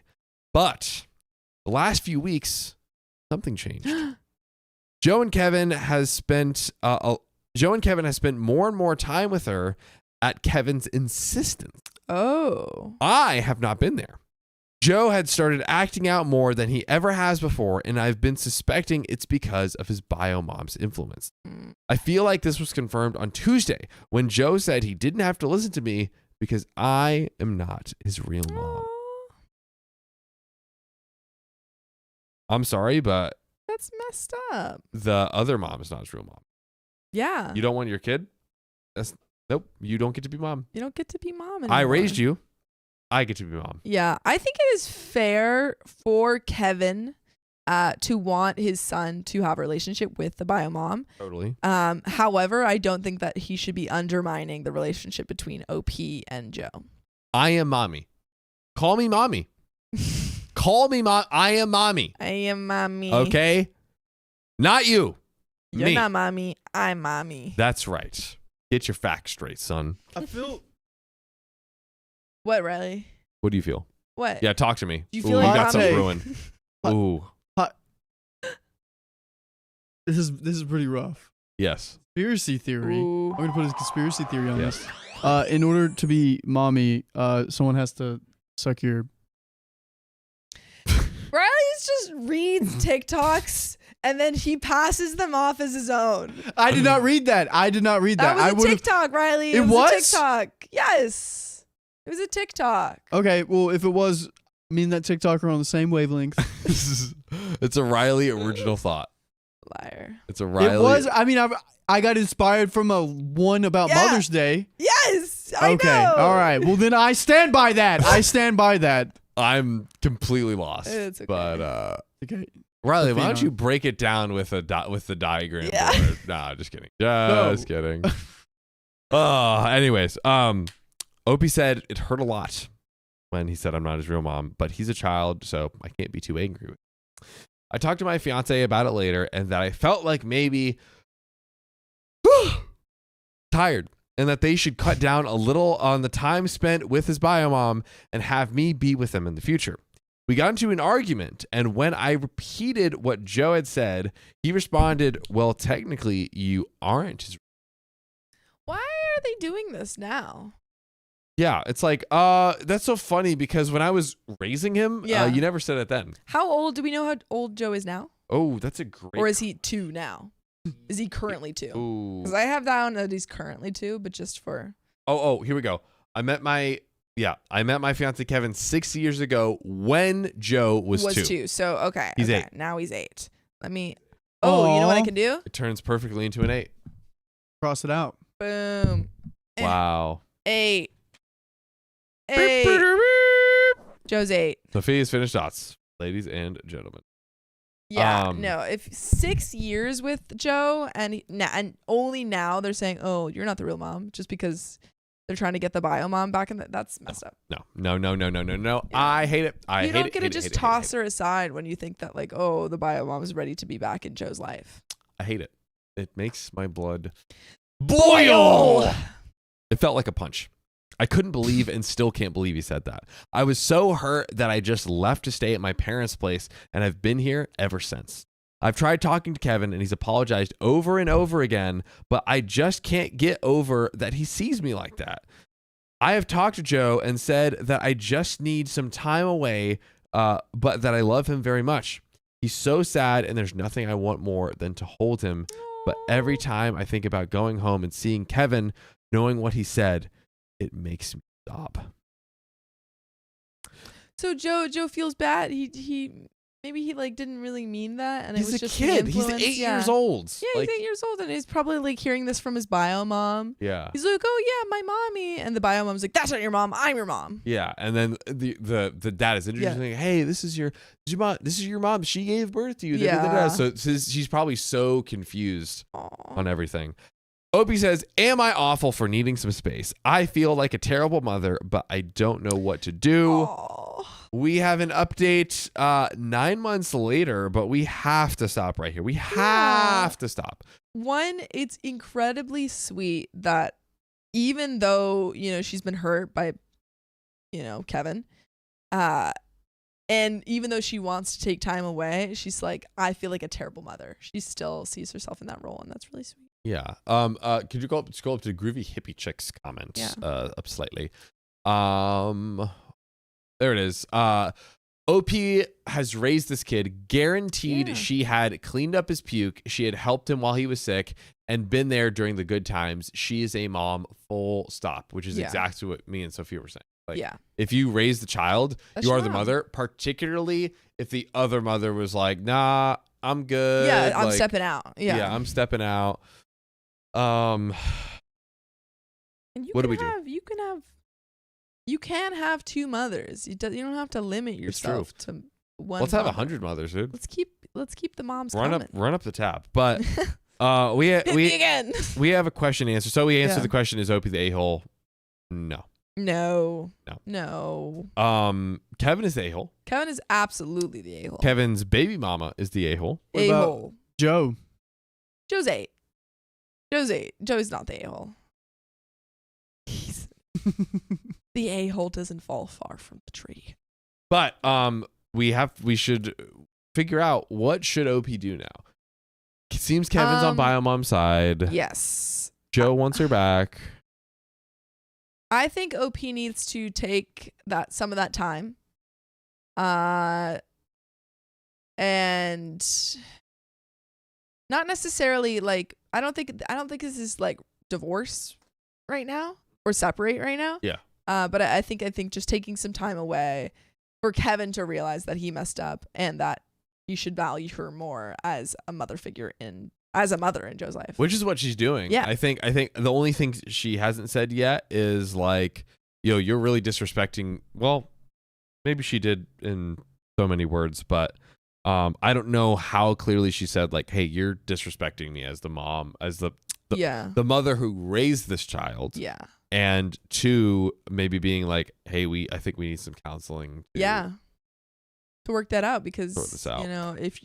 Because you're being a big old dingus. A big old dingus. That's freaking right. So true. Matt Hatter Girl, Hatter's Conspiracy. Thanks for the $10, by the way. Biomom only came back into their lives for money. It's the only thing that makes sense. Yeah, why is she back now? Because maybe she's like, I'm done. Let me just like become a stay-at-home mom. Maybe even like stay-at-home mom and just like, okay, now I can just kick back and just like little Joey, he's smart. He can run around and like watch Minecraft and little Joey make money on YouTube. Yeah. Oh, maybe he, typical kid. Maybe things. he can do the work on YouTube and become a big Minecraft YouTuber, then pay for me, also his mother, and then I can destroy Opie's life. It's like a win-win-win situation. Yeah. That's what the baby mom was thinking. Yeah. I was really connecting all of the dots in that. Thank you. I was trying, I was inspired by your board, which is by my board, which is so many dots that are so well connected. I want magnetic red, what's it called? Red. Like yarn. Magnets? No, like magnetic red yarn. Erasers? Yarn? Yarn. And why is that? No, like so we can do like and this goes to here and this goes here. You know? like the FBI corkboard type vibe. Exactly. I see. And maybe that's up next. But you know what is actually up next? What? And isn't a lie. The update. 9 months later. Hello. Hi. It's been a while, but I have been thinking more about the post I made recently. I never really stopped thinking about it, to be honest, but I wanted to focus on real life and not what to write to strangers online. I really want to thank everyone that commented and shared their opinions, even more the outlandish one. I won't bore you with all the details of the past year and try to keep this short, but I wanted to give an update because so many of you have reached out and asked how I'm doing, which is nice. The night I made the post, I went back home to Kevin and Joe. It was emotional, but I needed to do it. Joe was already asleep, but Kevin was up. He was so apologetic and cried a lot. That's good. I told him we needed to talk. Addressed Mommy's. Also, Mommy's everyone's home. saying to remind us that OP legally adopted Joe, which, OP is, call me legally mommy. Legally, I'm your mom. I am legally mommy, okay? Yeah. My new handle everywhere. Go check it out. I told him we needed to talk, but not that night because we were both exhausted. We were going to have a few normal days for Joe's sake and then send him on a sleepover at his grandparents' so we could talk. I told him I also needed a mother-son date with Joe. Yeah. That is cute and accurate. That's so sweet. That is cute and accurate. The next day, me and Joe went to the zoo together and spent the day having a blast. Aww. I did explain to him in a kid-friendly way that his comment had hurt me a lot. I agree with that move. Yeah. He was very sorry and confirmed what I thought, which was that his bio mom had made comments like that. Of course she did. Oh, fake mommy. We talked for a long time, for an 8-year-old lol. And I asked him if he wanted to keep seeing his bio mom, and he gave me a shrug and said that she had been fun at first, but he didn't like when she told him off / yelled at him. Listen, Mama Bear? Claws are coming out. She coming out. Claws are coming out. I think that this bio mom's like, oh, well, I'm his mom, so I can discipline him. But I think that kids don't really understand that, To my baby cub? Yeah. Mm-mm. They're like, that's not you weren't there for me. You don't get it's like the thing of earning respect. Yes. Like a child they're not going to grasp that you're biologically their mom. They're just going to be like, this person was there for me and this person could discipline me, but I don't respect your authority. Which is literally that. He's like, oh, she's yelling at me. I don't really like it. And then goes back to his to OP and he's like, oh no, I want you. I want you. I want you to serve as my mommy. Yeah. Done. Boo, boo, boo, boo. I didn't love that she was doing that. I wouldn't try to explain the whole conversation here, but I think it was a good one. He's a sweet, sensitive little guy, and nothing makes me prouder than being his mom. Me and Kevin did have a quite long and emotional conversation the night Joe went to my parents. Joe's bio mom was and is very manipulative. Mm-hmm. I'm not equipped to diagnose her, but narcissistic isn't far off. He was not sleeping with her as many of you thought, as in Kevin's baby mama. Indeed. Kevin and her relationship was not good. Abusive, I want to say. And the way things ended with her giving up all the custody / parental rights of Joe. It was difficult. Really hits John. It was really, really difficult, guys. Really difficult. For Kevin, and he struggled a lot as a single father. He admitted he never quite healed properly from her, but didn't really notice until she came back. She manipulated him again, and it brought back so much baggage he thought that he had left behind him. He said he knew there was no excuse for what he said, and he wishes he never said it, but everything was too much and confusing. I said I wasn't really ready to forgive him, but I wanted to work with him. I know this will disappoint some of you who wanted me to leave him, but I cannot give up on this man who has been so wonderful for years over this. I feel like we just deserved a fighting chance at getting through this together. Yeah. I don't think leaving is the answer here. Yeah, no, I think it's totally fine to come together and like, hey, let's do therapy and do all that. The next day, Kevin contacted Joe's bio mom, good old baby mama, and said that we needed some boundaries with her. He said, yes, boundaries. Boundaries. He said he felt that she had manipulated him and his emotions, and he wouldn't allow her in Joe's life with the way that she was acting. He decided that going no contact with her for the time being was the best for us and Joe. We talked to Joe about this at first. Thing is, she disappeared without an answer to this. Literally nothing. Changed her number and everything. I'm not sure what happened, but we do have a plan. If she ever decides to come back again, we're a team through and through. And it sounds like, honestly, the theory of her coming for money. Yeah. Because at first, think about it, she was winning. She was like, I'm getting the kid on my side. I'm getting Kevin on my side. So she was like, oh, I'm pushing ahead. out OP. I can get to the place where like I'm the, whatever, stay-at-home wife and I'm chilling and good to go. Yeah. But once you realize like, oh, the threads are unraveling. Yeah, the second they challenged her, she's gone. Which is so heartbreaking for Joe to like get back his bio mom. For both the bio mom and Kevin to kind of push this relationship on him and then for her to leave. Honestly, thank God for OP. Yeah. Because he now has a second loving parent and like, a great home. Yeah. Come on. We contacted a couples counselor / family therapist, and working with her has been great. Yay. We have done it just me and Kevin as well with Joe. Kevin has apologized profusely more times than I can count. Kevin has also been to individual therapy, which he says has been good for him. It's been a pretty intense couple of months with a lot of personal growth from both of us, but I believe we're on the other side now. I've forgiven Kevin, and we are moving on together better. Also, the reason I decided to update is I just found out that I'm pregnant. Little Joe's getting a son. Aw. I mean, a brother. Joe, you're ready to become a dad at the ripe old age of 8 years old, son. At 8 years old, that's long enough. I literally have told no one because I want to tell Kevin and Joe first. Well, second now, in a cute way, but haven't figured it out yet. You're all good. I think I'll think of something, but it is pretty dang good right now. So I hope you all have a wonderful day / night / morning. Smiley face. I'm inclusive. What a cute little story. Look, and I added to the. She added to the chart. Look! There's a new little baby. Ooh, boundaries. Yeah. Dude, Sophia is the goat of whiteboarding. Dude, Riley crushed it with like, we need the whiteboard. Yeah. That brought it and changed the game. And then Sophia is like the one that's like taking it home. And I'm gonna come up with like a line. Maybe we should get different colors, but like maybe squiggly line is like romance.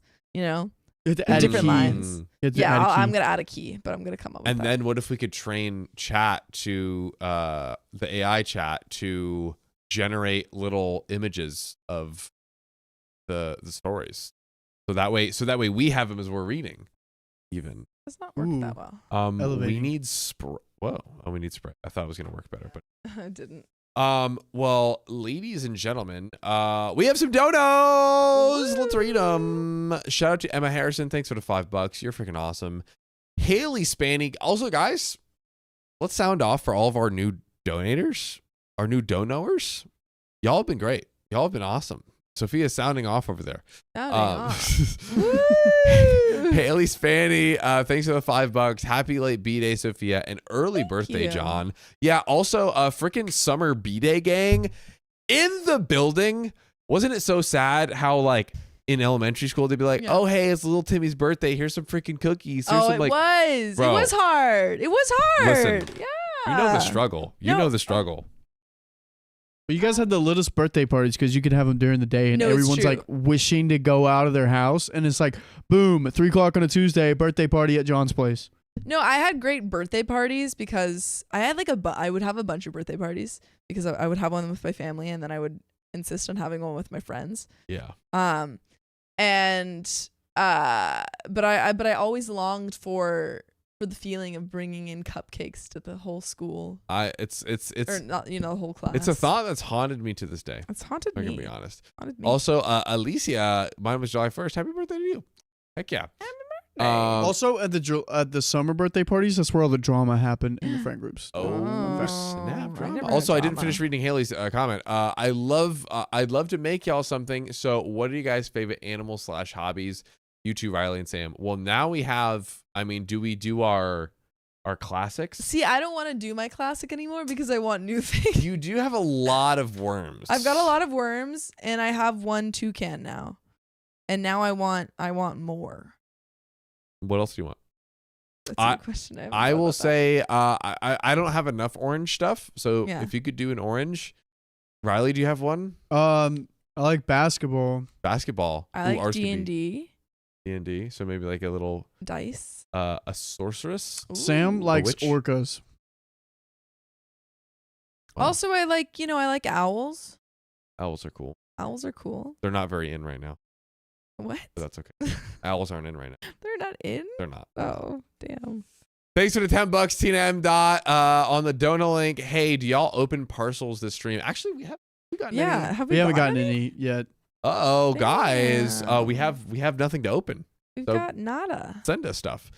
Josephine Modelo Bergquist, thanks for the 258. Biomom was just the incubator, and OP is the mom. Yeah, Biomom, she was birther. That shit always makes me laugh. The warehouse manufacturer. That's hilarious. Sophia Callan, thanks for the $5 on the donor link. I am getting jaw surgery tomorrow. Oh my gosh. Fingers crossed. Ooh. I hope it goes well. Hearts in the chat for Sophia. I have an awful full horror story on how I nearly died after getting my 4 wisdom teeth pulled out. Oh my god. That I could share. Maybe don't tell me that because I need to get mine pulled out. Ooh. Oh my goodness. Well, it's I think for most people it goes pretty. I mean, it went pretty well for me, and it didn't. I had some. I had a lot of puffiness for a couple days, but that was it. But I know that's like normal. Yeah. There are some people that have a bad reaction. There we go. How I nearly died after getting my 4 wisdom teeth pulled out that I could maybe share. It's long. More importantly, can you make the minimum back to $1? No more characters. Explain why. There is a very special thing that's about to happen. I alluded to it earlier.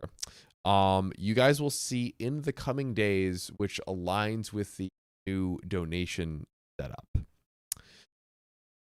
Speaking of which, of donations and setups, and also yet another big hint. Well, first off, Nicolean, thank you for the $5 on the donor link. Freaking go. No words, just donos. No words. We are here for you, Nicole. Kristen Full Hat. Chris Tinfoil Hat. 20 gifted memberships.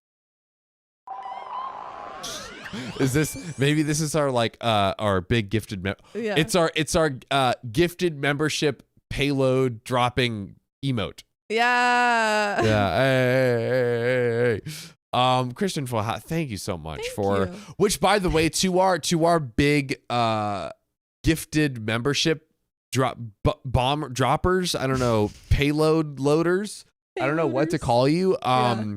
A ton of people have been continuing with their, like, they do it and then they're like, oh, this is awesome, I want to keep it, and then they continue it. So it's a cool way. Yeah, it's just great. It's just a great thing. And then Courtney Brady, thanks for the $5. Riley, I didn't see y'all before, but my youngest daughter is also named Riley. I'm glad you spelled it right. That's huge. Yeah, Riley has a whole thing about spelling Riley.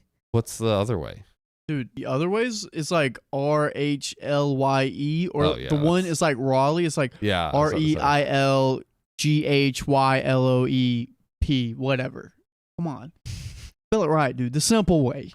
Raleigh could be kind of a cute girl's name, maybe. Raleigh. Anyways. Yeah. I'm a hater over here. I know. Ooh. That's just how it is. For you. But that's all the. Oh my gosh! Wow, thank you so much. Of course. And I have such a great surprise for Sophia and Riley, in that I'm abandoning them for what? a very short period. Wait, of time. where are you going? I'm going to be right back. Are you going to the bathroom? You gonna potty? Basically, yeah. Basically. No, Where are you going?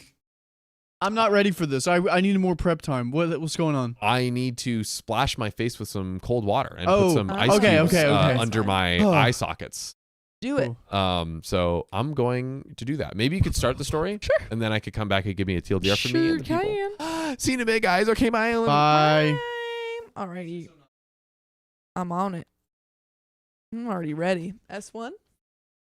Okay, dokie. You ready? Am I the a-hole for Wait one? a second. Not ready. Riley freaking wasn't ready. Now I'm ready. Okay. Am I the a-hole for wanting to divorce my husband after he ran away from a dog? Tell me you got the ick without telling me you got the ick. Damn. So, and this stands to the question of what do you do when you lose respect for your partner? Ouch. So, Throw Ray Some Advice says, I'm going to start with this. I'm still a bit traumatized. Oh. And I will be finding someone to talk to, and a friend's made this account for me because I'm not a frequenter. Don't know if the pit bull made it. I haven't asked. Oh, so there's a pit bull involved in the story. My husband and his niece and nephew and I were in our backyard. I'm going to assume our gate was open. I can't remember. The pit bull, came out of nowhere and latched onto his niece. His niece, 5 female, niece screamed. I turned, kicked it with all the force I could manage, and I was lucky enough to hit it in the jaw somewhere that made its jaw dislodge. My husband, who had been a few feet away, shouted something along the lines of, "Whose dog is this?" I told him to get our bear spray from the house. I was in a panic. I am an animal lover, but it was so insane. The pit bull seemed almost rabid. I don't think it was in hindsight. It wasn't foaming at the mouth. It was just crazed. My husband ran, but not towards the house. He literally ran out the fence gate and shut it behind him, not towards his niece or nephew, who was also present. Oh, the nephew was also present in an outdoor bassinet that I managed to all but toss onto the picnic table to make sure it was out of the dog's reach. Wait, there was a baby too? Ooh. While holding his niece on my shoulder, I put her on the barbecue to keep her out of reach, but the dog was literally jumping and snapping. And I was worried that if I tried to carry her, I'm short, it would manage to grab her out of my arms. It chased me when I ran for the shove, but then I swung at it, and I swung until it stopped. Oh my God. I don't think I will ever forget the sound of the feeling. I was so high stress, I didn't even realize that it had bit me twice. That is so traumatizing. That's crazy. That's really scary. Oh my gosh. And the guy, he just ran away. He just ran away. He just ran away. Not my problem. Oh my God. Wow. I can't imagine that. I didn't know like stuff like in the movies actually happen in real life. Well, I've been in a situation with my mom where our dog was attacked by another dog and we were walking. This is actually when I got like a day after got my wisdom teeth out. So I was still like, I had my whole thing and I was really kind of loopy. And my mom, she was trying to protect our dog. And so she was getting attacked. And it ended up being, we all ended up being fine. But like, I didn't know what to do, but I didn't run away. Yeah. Like, you don't run away. Especially when you got like kids a baby, and children.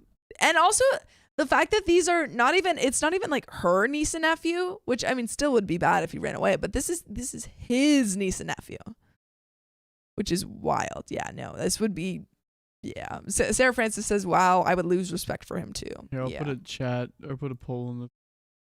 Yeah. I haven't spoken to him for a full week, even though we live in the same house. I didn't ask where he went. He only came back a few minutes later to pack us into the car and drive us to the hospital.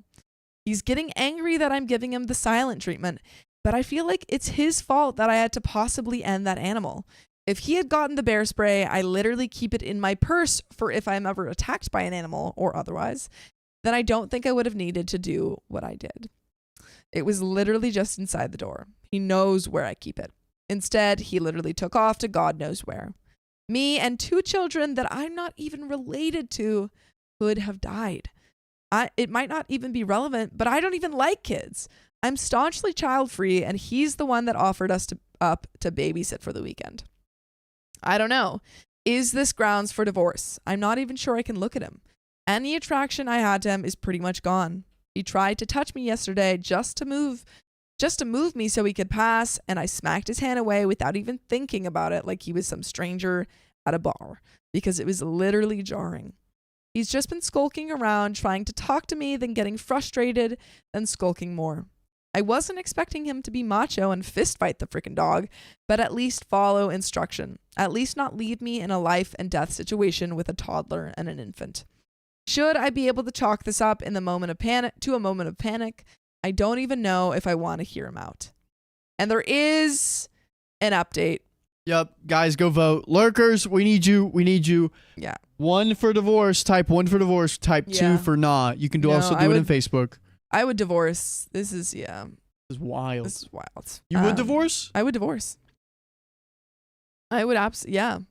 I don't know if that's, I think that's if that's your reaction. Your flight or fight reaction. I don't know. I just can't imagine running away.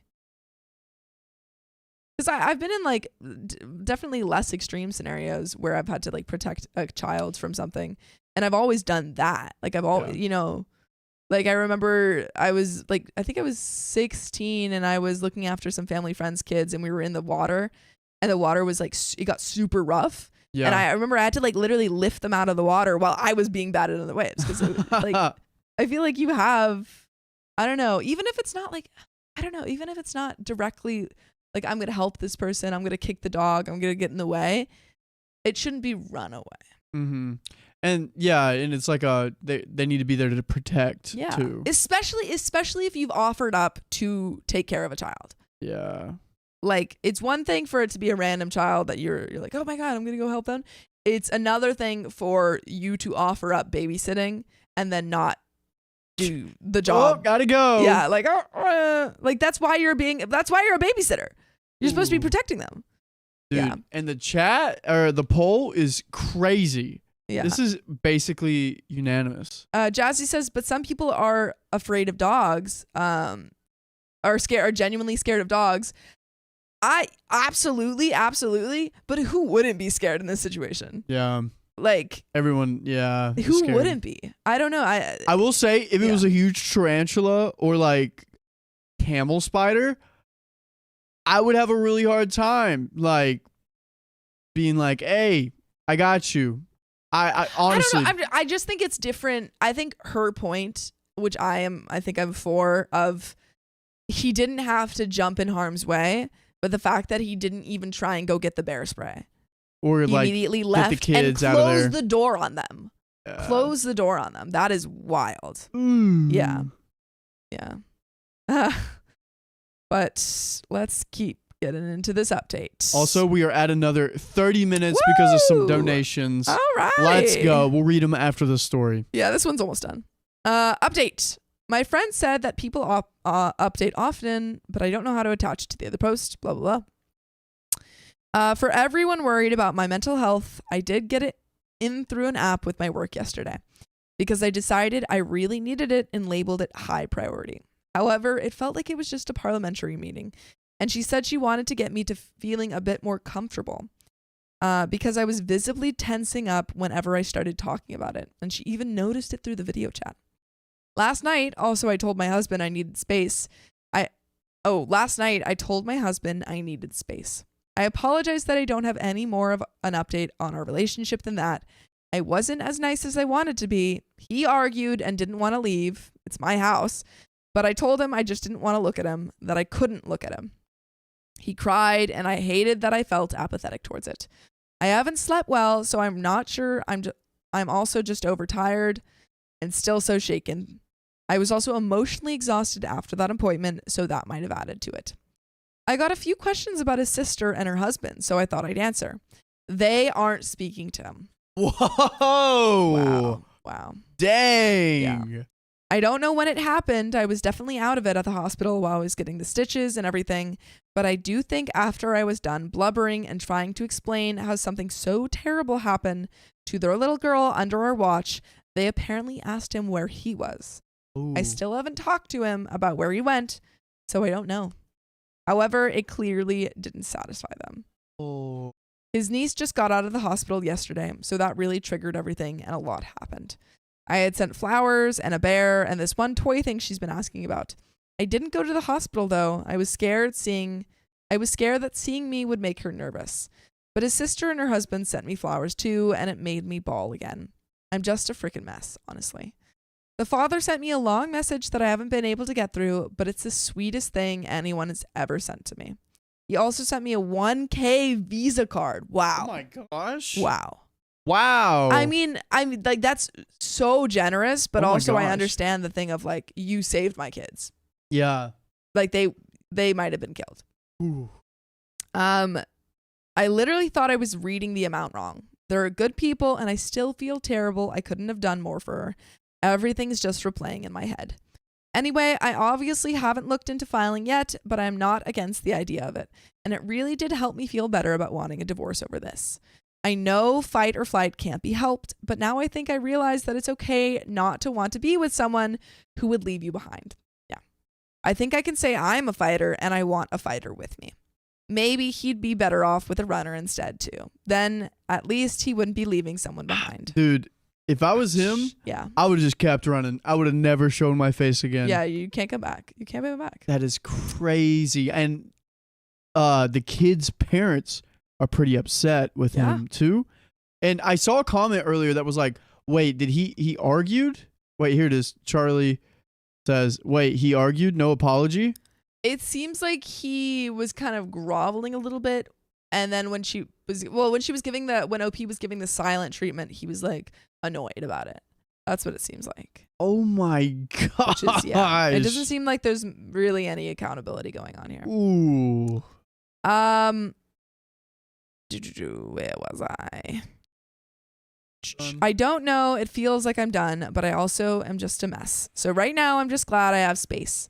Thank you for everyone making me feel like I wasn't being ridiculous, though. I think it always feels like it should be multiple issues that tear a marriage apart, unless it's infidelity or something. And it's like I know he may not have meant to betray me, but he still did. Whatever his reasoning. Not sure when I'll be speaking to him, but I will try to update.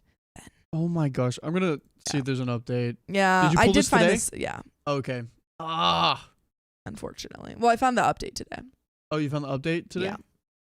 Yeah.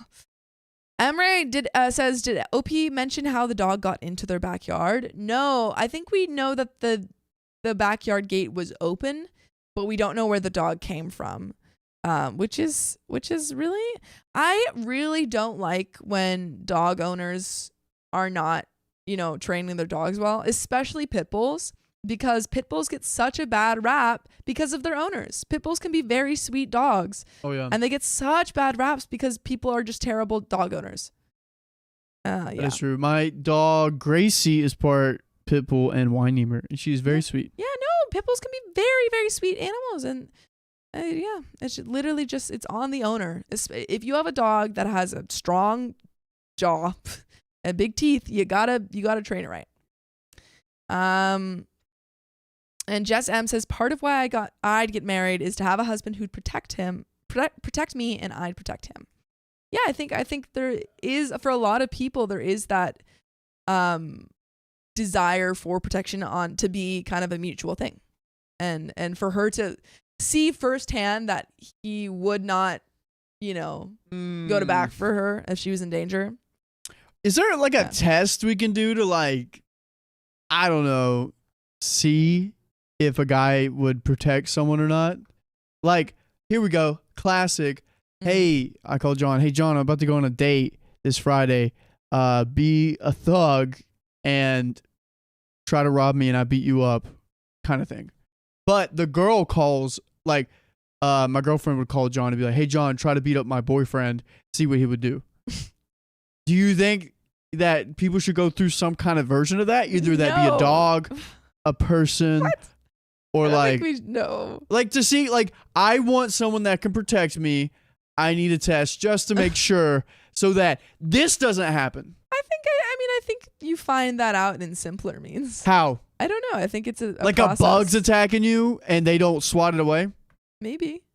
Maybe there are. Then small that's not ways. a protector. Maybe it's like someone makes a comment and they stand up for you. I don't know. Yeah, here we go. On... Riley was just thinking the same thing to test if they are a fight or flight no, man. kind of partner or freeze. If you have a freeze. Yeah, Duchess Casada says no testing, Riley. That's terrible.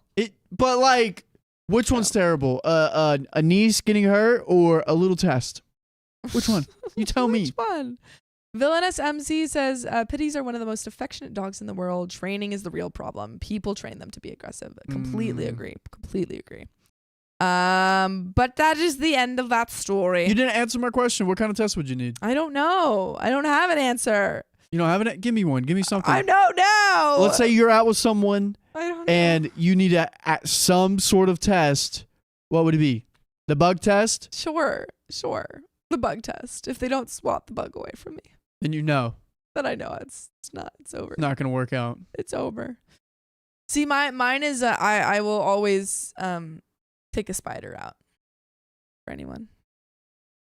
I had a big spider in my room. My thing with bugs is if they're in my area, they're done. But if I'm in their area, they're fine.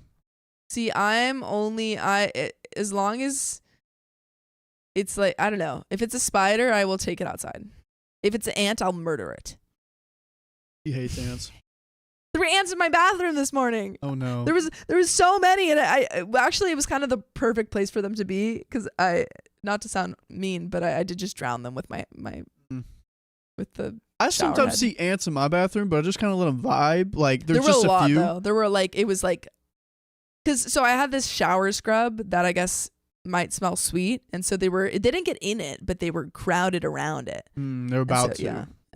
So I got rid of them. Let them do their own thing. But I let all spiders live. We got some donos here. Okay, Mad Hatter Gal, thank you for the $10. Sorry guys for not sending you the goodies I'm making for you all. I've been extremely busy with an upcoming event, which I think you all would like to go to. I will be sending it very soon. Very exciting. Were you the one talking about the masquerade thing, or is that another person? Let me know. I want to know what event.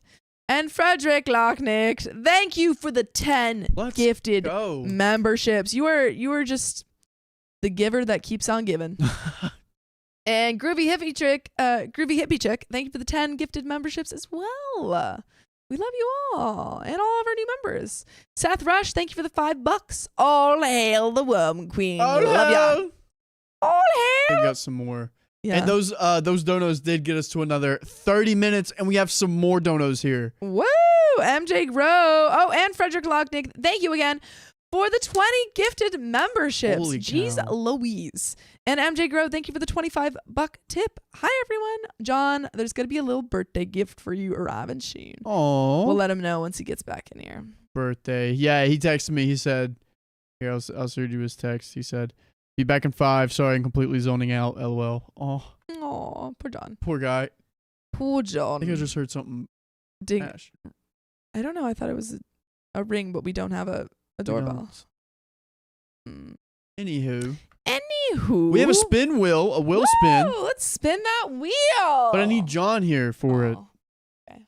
Let's see. Here we go. Here is the wheel we need to spin. Aussie Girl in Art Shop. Thank you for the 5 gifted memberships. We appreciate you. Oh, all right. Here we go. Spin that wheel. Woo! And I didn't rig it this time. And it is Jeopardy. And guess what, Sophia? Yeah. We actually have Jeopardy. Oh my gosh. Yes. I just found out recently, my friend texted me that I was in kind of a Jeopardy thing with Sam at VidCon. Oh, yeah. Yeah. Both Riley and I were actually. We were. Here, let me go find it. Yeah. The one with Sam and I was looking at Sam. It got a lot of views. And it was very strange to like see myself not on an OK Storytime thing. And also to be sent it. I was like, whoa. Yeah. I did not do too hot, but it's fine. Me neither, dude. Yeah. I just can't think that much. I mean, I know I do improv, but in terms of getting asked questions, if they're not in my niche wheelhouse, I can't answer them off the top. I need a second. And when you're up against Sam, Sam's pretty. He's quick. He's very quick. Yeah, especially with math. I'm not quick with math. Not quick with math? No. Why not? I don't know. I've never been. I don't think I've ever been good at. It's funny because when I was younger, I was actually not very good at math. Like when we were doing addition and stuff and learning all that. But then the second that we got to more advanced math, I became really good at math. So I think I'm just not good at like doing math in my head. Oh, I see. Yeah. He did ask some. Mine was. All right. Here it is, guys. There we are. That's me. And that's my mom made that whole outfit. Shout out my mom. Brother versus sister. In what war did the United States fight itself? Civil War! She got it first. She got it first. Dang it. Okay. Wait, I gotta get this one. Name a country that borders Spain. Portugal. Portugal. Italy is not correct anyways. Yeah. What is the main function of a computer's hard drive? To store information. Things. He got it first. Oh. What rock band had hits like Bohemian Rhapsody? Oh, Queen. He got it first. Get it. Name an organ that starts with the letter H. Heart. That was quick. What type of joint is the hip joint? A bone one. A movable one. A rotary cup. We're gonna skip it. Rotational. Ball and socket. All right, what is 3 times 3 times 3? 27. That was really He's quick. an engineer. Good. What is the most populated city in Germany? Berlin. Nice. In the top 10 list of countries by population, what country starts with the letter U? Ukraine. No. You're going to hate me when I say the answer. Why? Oh, I can't. Oh. No. Brother If I wasn't versus really scared, sister. I could In have what done war did the Uni- so much? I could have gone. The so flag of far. Russia Could've done so much. Mine was so bad. is white, blue, and what other color? Red. Yeah. So you take a step. What? You got to say it quick. Just heard that question. Who was the first female vice president? Hillary Clinton. Who's the one we have now? Oh my gosh. Harris. Yeah. Harris. Forgot her name. Nice. Forgot her first name. Love that. Raisins are made of what fruit? Grape. Nice. Eat it. What do you call animals without a backbone? A shark. No. That was just the first Oh no. thing that came to my No head. backbone. Spineless. No. Spineless. You want to skip it? No. Yeah, skip it. No, wait, hold on. I know. Spineless. No. Amphibious. Ambidextrous. Invertebrate. Invertebrate. What insect can carry diseases like malaria and Zika? Lice. Mosquito. Mosquito. What about the Black Plague. Yeah. They had I didn't mice and say rats. the Black Plague. What is the most popular spectator sport in Russia? Soccer. Yeah. hockey. Soccer. What Great Lake shares its name with a U.S. state? Michigan. Lake Michigan. You got it first. Oh, brother. Dude, the freaking Oh, comments really? on mine were like, the guy in the white is so annoying. Aw. And then the other ones were like, but the guy in the white has a personality. Like, Oh, that's nice. I loved it. I love hate comments. I read all the comments Yeah. on YouTube every single day. Oh my And God. the ones that are mean, I kind of laugh because I'm like, I you know love what? that. It's a beautiful thing because someone had anger in their heart, had hate in their heart, and they let it out. You know what? I was surprised. I was worried that we would get mean comments on Sam and I's video, but everyone was really nice. Yeah. Yeah. These comments were hilarious. Yeah. Yep. Okay, justice for us all. The questions seem easy, but when you're up there and you're trying to compete with someone else, it's difficult. Yeah, it It's didn't work. difficult. John! Wait, we never did Jeopardy. Okay, John, we're doing it's time Jeopardy. to do some Jeopardy. Woo! Yeah. No, Jigsaw Mel says, poor Riley, you're actually pretty flexible, lol. I can do the splits. I just was in a skirt. And I I can do think split. that, yeah. Right now. Do it right now. Just Do it. kidding. I was lying. Okay. I would actually have to warm up because I did one time I did the splits Excuses. in college and I actually pulled my hamstring and I couldn't bend my leg for a year and a half. Tomato, tomato. Yeah. You know. Yeah. So, yeah. But I could still do my left splits. So. My legs are sore because of Riley. Yep. What? We were working out together. Oh, We were working okay. out together. Cool. Also, YouTube does have a delay. If you want to answer these questions quicker, go to Twitch or Facebook. If not, we're about to hit Jeopardy. What about I hit Here it? we go. Let's do it. So I made these common. There's only 3 columns because the last time we did 5 and it took a really long time. So we only have these columns. So here we go. Woo. Oh. That's There we go. Yep. wait. Common? Common. These are all common questions. Oh, okay. Sure. It's just common. Rock, question. paper, scissors. Rock, paper, scissors, shoot. Boom. I go first. Go. Let's do common 2 for 200. Common 2 for 200. There you go. This country has won the most. Buzz. Spain. All right. Buzz. Go. No. Go ahead, John. Yeah. What is Spain? Nope. Oh, Buzz. I wasn't gonna Go say ahead. that. What is Argentina? Buzz. What? What is England? Nope. Buzz. Yep. Trisha D. What is Brazil? That was my next one. I was Nope. gonna Oh do my Brazil God. after Chat got it. Argentina. Dude, that's All right. unfair. Chat is like Yeah, hundreds of people. Yeah. Well, you guys have a 20-second head Delay. I start. know. No, You Brazil know. was gonna be my next guest. Oh my I don't gosh. know. I don't know. I have zero idea. You know what? I'm glad that I didn't say anything stupid. I feel like my answers were good. What are you trying to say? All right. Chat is up. My turn. Yeah, go ahead. Common for 300. Common for 300. Whoa, big bucks. He served as the Archbishop of Quran in the Krakow. 1960s. Krakow. Go ahead. Archbishop Peter. Buzz. Nope. Go ahead. What is- Who is Pope Benedict? No, it would be the Archbishop. But I was. I don't even know how it works. Who is Archbishop Peter? No. Okay, this is. I don't know. John Who is Paul the second. I forgot what it is. Actually, 1 second. I have no idea. Oh yeah, Trisha D. Again, Paul. John the Paul se- They can Yeah. Google. Yep. This no, is literally. no, they Google can't. that They is don't have the time to Google. Chat is Oh. up What are you right now. talking about? Trisha Damn. is actually You're Trisha right D. about the have time Pope, to though. Google. Wow, let's See, go. ha! Yeah, You're like, oh, you give me a Pope. Yeah, well, because it said Archbishop. I thought we were talking about Archbishop. It was like at one time. Yeah, one time they were Archbishop, now they're Pope. All right, go ahead, John. Okay, let's go common 3 for 100. Let this please be something I know. This percentage represents 2 as a portion of 40. What? Riley, What does this mean? Riley, how about you? Two is a portion You know what? of Riley, 40? answer it. This is you. This I can't answer 'cause I know represents it. 2 as a portion of 40. What does that mean? It's a math Buzz. question. Buzz? Go ahead. What is 20? 1 Buzz. second. I forgot what the answer is. Wait, Buzz. Is it, what can I say? What is 8%? Nope. You all are wrong. Buzz. Oh, What is, Trisha D is right. what the frick? What is Trisha D? 5%? She's Googling it. Let's go. The point. There's oh, no 0.5 way they can equals Google I don't even this, know what that John. means. Yeah, there's literally such a way. No, no, people they have. can't. Do you know people's They're people's so typing fast. speed? They're so There's quick. no way, dude. They There- don't okay. have time Okay, for it's that. fine. Absolutely is a way. So we're at 0 for 0 right now. Is it my turn? At least Yeah, for all. chat of is them. ready. Common for 400. All right, comment for Oh, this is gonna be terrible. the Buzz. What? Go ahead. Firefox. Say it right. What is Buzz! Firefox? Yes. I said Buzz before you said what is Firefox. No, I didn't hear it. You said it wrong. What? All right. I You said said- Buzz. And then you said Firefox, and then I said Buzz, and you said what is, but I should No, have gotten stop. Oh How my did gosh. you- No, Yeah, so no, you she knew got that? it. Yep. No, I Stop knew it. what is. All right, go again, John. Or Sophia. Oh, Wait, no, John won. John, go. There we go.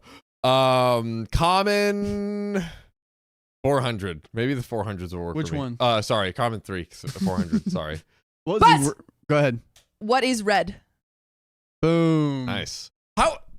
These are easier. I How are these easier? like that we went for the Archbishop to with the rarest hair color. All right, go ahead, Sophia. What? Common for 500. 2. Or actually, yeah, common 2 for 500. This famous structure, originally built as the tomb, is one of the Buzz? 7 wonders of the Go ahead. What is the Hagia Sophia? No, that's not right. Buzz. What It's is not Turkey. King Tut's tomb? Oh, wait, I gotta look. I'm at hungry. this. Oh, Buzz. No, wait. dang. Actually, I You don't got- know. You guys are all wrong. Yeah, no, the Hagia Sophia is not in Turkey. I have no idea. Neither do I. I give up. You guys give up. Anybody else? Anyone else? I Not think the that's Tower of a- Babel. Wrap on I that was one. gonna say the Sphinx, but that's not How do I in. go That's back? not. That's in Hold on. Egypt.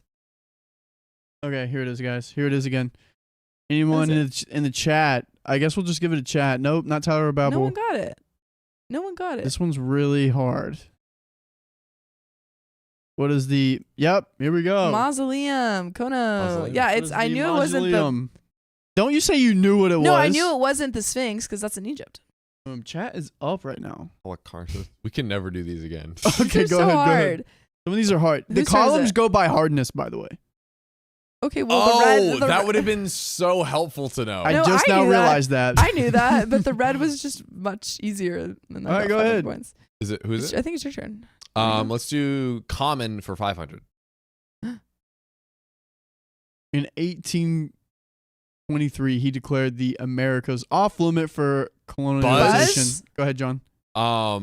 Who is bring the question back. Who is Buzz? Okay, go ahead. Buzz, who is King George? Nope. 1776. The Americans I thought off maybe limits for there was an colonization by overlap with European another powers. Buzz, who is Dang, chat got it. Monroe. Who's James Monroe? Oh. I was thinking King of England, but I didn't remember who was the King of England at that time. So boom, went for the closest one. Chat is killing it. Oh man, right. Wow, we're really tied here. Also, I got John, hair color Sophia. red. Huh? Let's do common 2 for 300. 2 for 300. This epic Buzz! poem. Go ahead. The Odyssey. Yeah.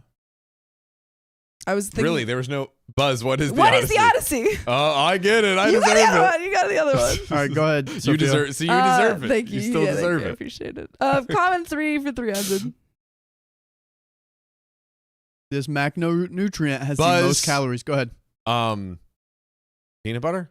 No. Macronutrient. Buzz. Yeah. Protein. What is no, a not protein? protein. Oh, What is a protein? No. Yep. Buzz. Ooh, ace. What is fat? fat? Patricia B. Damn. Dang, you guys are killing it. Fat is a macronutrient. Yep. It's carbs, fat, I don't protein. even know what a macronutrient is. I've never heard that word before. Sorry guys, I'm a theater major and we a also lit have this major. one That's why I right know the here. Odyssey. John, go ahead. Oh, true.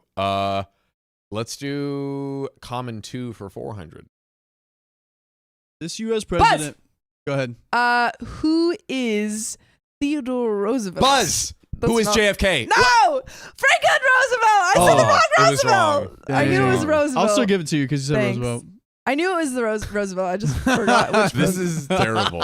This is literally. I did in fact All right, go know ahead, it. John, Okay. since you said it wrong. No, go ahead. Buzz. I mean, common 3 200. All right. Buzz. Go ahead. What is steel? Nope. Damn. Buzz, what is aluminum? Yeah. I'm a freaking there you genius. go. Aluminum. Except I'm an idiot. All right, go ahead, John. We got this one Did I here. win points for that? Oh yeah, I was at 400. Yeah, I knew it Let's was up do. Yeah, let's do it. Common 3 for 500. Pyrophobia. I heard Sophia first. there. What is the fear of fire?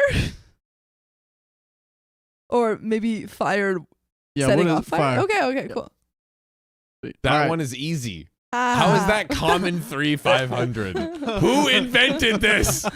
I'm angry. All right, go ahead. Let's do common 200. And episode. Oh, Buzz. What is a Bible? Nope. An epistolary novel is written in the form of these. But I should know this. Buzz or yours, Buzz? What are do you want? letters? Ace. Dang, you were on it. What is it? Letters? Letters, yeah. What are letters? What? Yeah, like an epistle, like no, it's a novel that is written with letters. So, for example, it would like the first chapter would be like a letter from this person to this person, Oh. and then in response, it's like that. Wow. Fun fact. That's Sophia. Common to 100. It's processing Buzz! plants. Go ahead. What is photosynthesis? Yup. All right, last one. This type of Buzz. electrical. Go ahead. What is DC direct currents? Yes, direct Nice! current is I did not know it. that. You didn't win. I just stood But up also, for, I did not win. I celebrated my own slight knowledge. Chat didn't win. that I was mean, chat Jeopardy, won. everyone. Sorry, we Chat. did not win. Chat Good job, won. chat.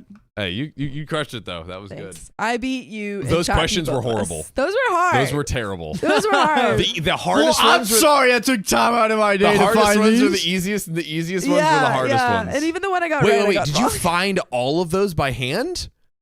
Damn. You found all of those by hand? Oh, that's why some of them are easier. What? Yep, I put them in. I thought it was like a website where No, they just John, do random I stuff. didn't. No. Dang, dude. Sorry. Those are hard though. I want more literary ones. Those are a little too hard. I thought you could take it.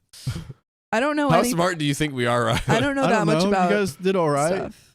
Yeah, you know what? We didn't do horror. We did okay. You did good. Ugh. I didn't know a lot of them. Well, anyway. It's time to get back to work. Woo! All right, boys and girls. Let me read a story and also, to Mad you. Hatter Gal, thank you for the $20. It's called Glendale Tap. It's happening on the 27th. Food, small business, and course beer. And yes, it was me that brought up the masquerade. Sadly, I will not be attending due to events going on next month. Ah, sad. But Cheers. We'll check out Glendale Tap. That sounds fun. I'm all about the taps. Around. Also, thank you, Riley. I did not mean to you're be good mean to you. too. I thought it was literally a random website No. that pulled the things. No, No. they weren't bad questions. They were just hard. They were quite challenging. I thought you guys could get it, so I was like, oh yeah, they could take a tough one.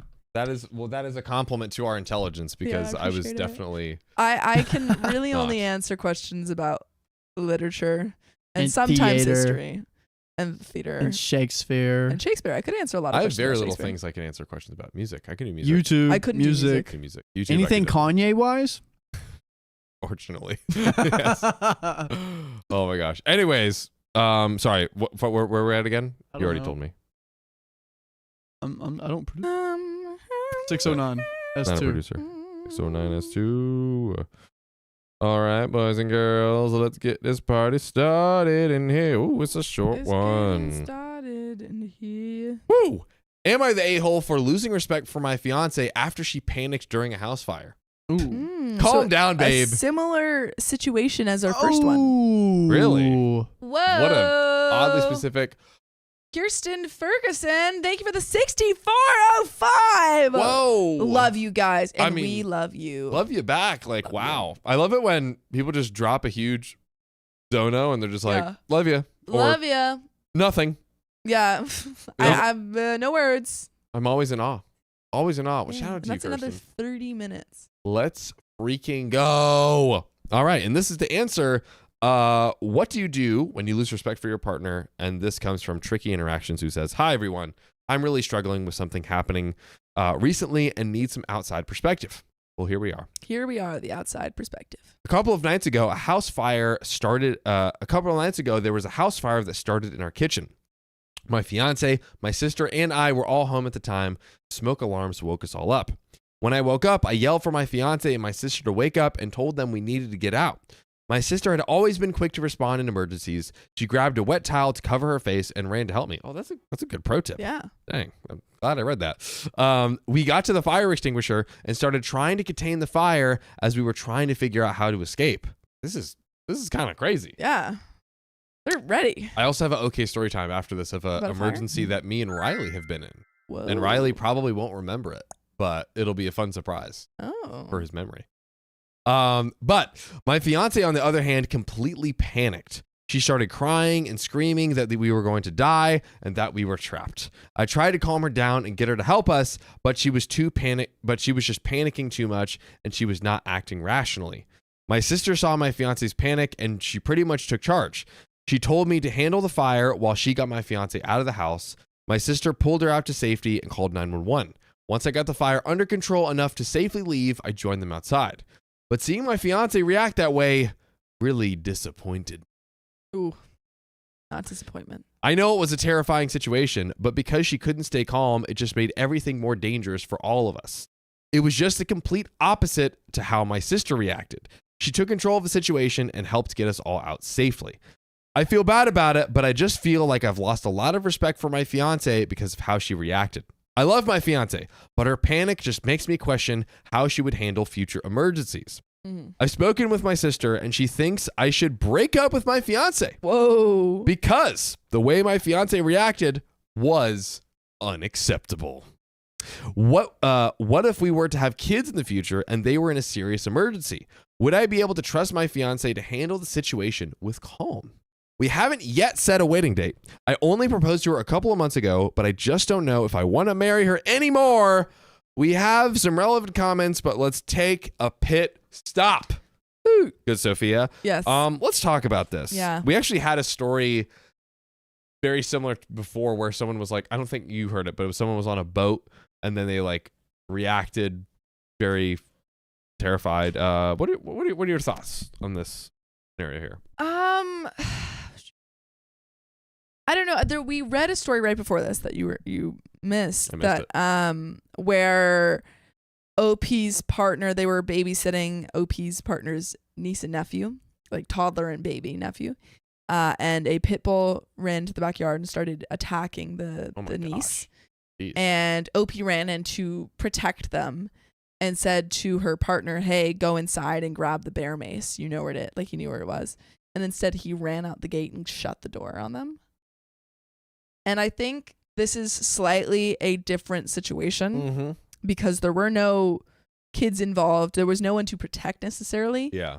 I think this is a really scary situation to be in, but I also understand why OP is. Yeah, I think doesn't want to be. I view this as, I'll call it it is what it is type scenario. Yeah. Some people's anxieties and whatnot are triggered in different ways. Yeah. And probably this person's, which is super understandable because it's a very intense, anxiety-ridden experience of like there being a fire. Yeah. And some people just have stronger reactions to certain things. And in my opinion, it kind of just is what it is. Like everyone has different tendencies and reactions to many different things. Yeah. So just OP and his sister have a very different temperament for it than his fiance. And I look, there is a point to like if let's say for instance, the situation was they were like they had kids and it was like OP, that would be, and her, she, like, and the just kids, shut and she was like and like standing there while the kids. Yeah, that's why I think that would. That's be where different. like like even damage of the house, is awful, but at least it's not like like something someone's life. I think definitely like sit down and maybe talk to her. I don't know if this is exactly. Yeah, I don't know if this is a breakup immediately. No, because also like you don't know what her and you don't probably, know why she. Yeah, I think finding out why she had that reaction. That's good. That's good. Yes, in a very empathetic. Yeah, just say, hey, like therapy kind of way. that was a scary situation, but I want to know how we, one, what made you freak out in that way, or what made you have that reaction in that way. And then also saying, how can we prepare? How can we make you feel a little bit more prepared next time that happens? Hopefully it doesn't. Yeah. So that you don't have that reaction, and so that we're able to, get everyone out quickly. And I think it is fair for if OP is feeling like, hey, I'm worried, potentially for our kids, like that is where we have. I think that's fair for him to express in a even keel kind of way. Yeah. But I don't know. The emergencies thing is hard because like you might not ever find yourself in that scenario. Yeah. So it's not like communicating when you're angry. No, like that's something that's like a rare happen. Scenario. Yeah. That may not pop up again until they have kids. And it's so much more outside of one's.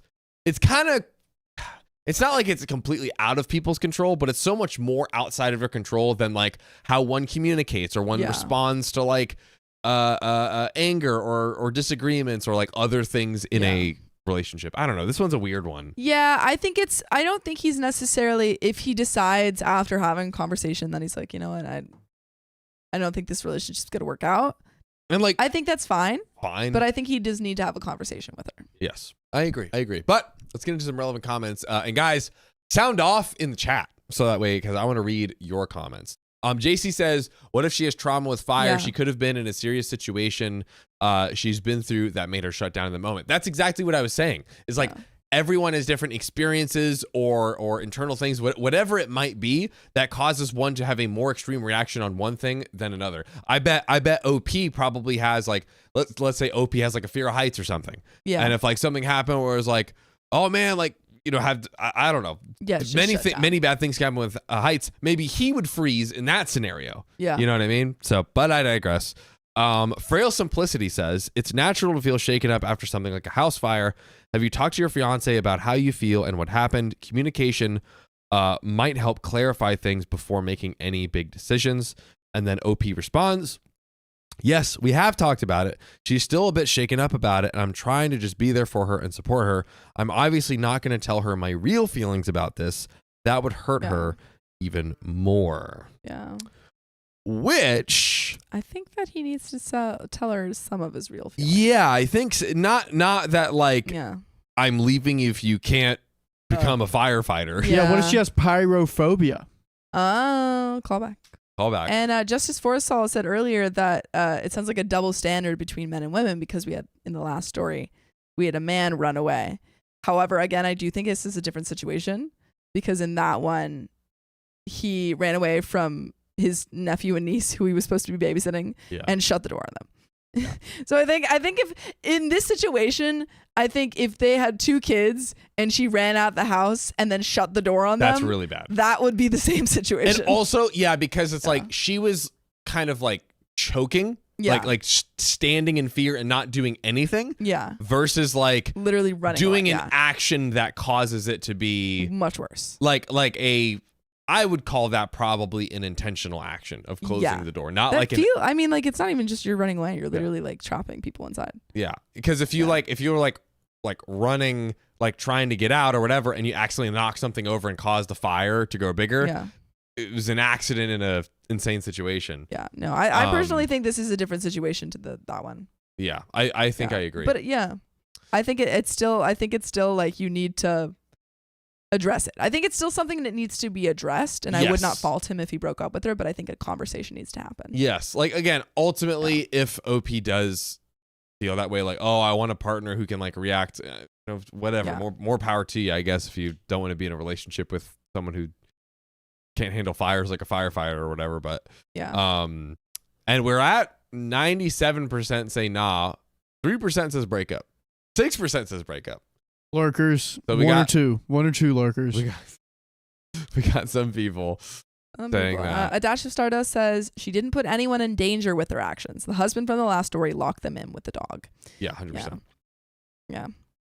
Although the house, like, and it's still different, but the house burning is a ramification of inaction in a way. What do you mean?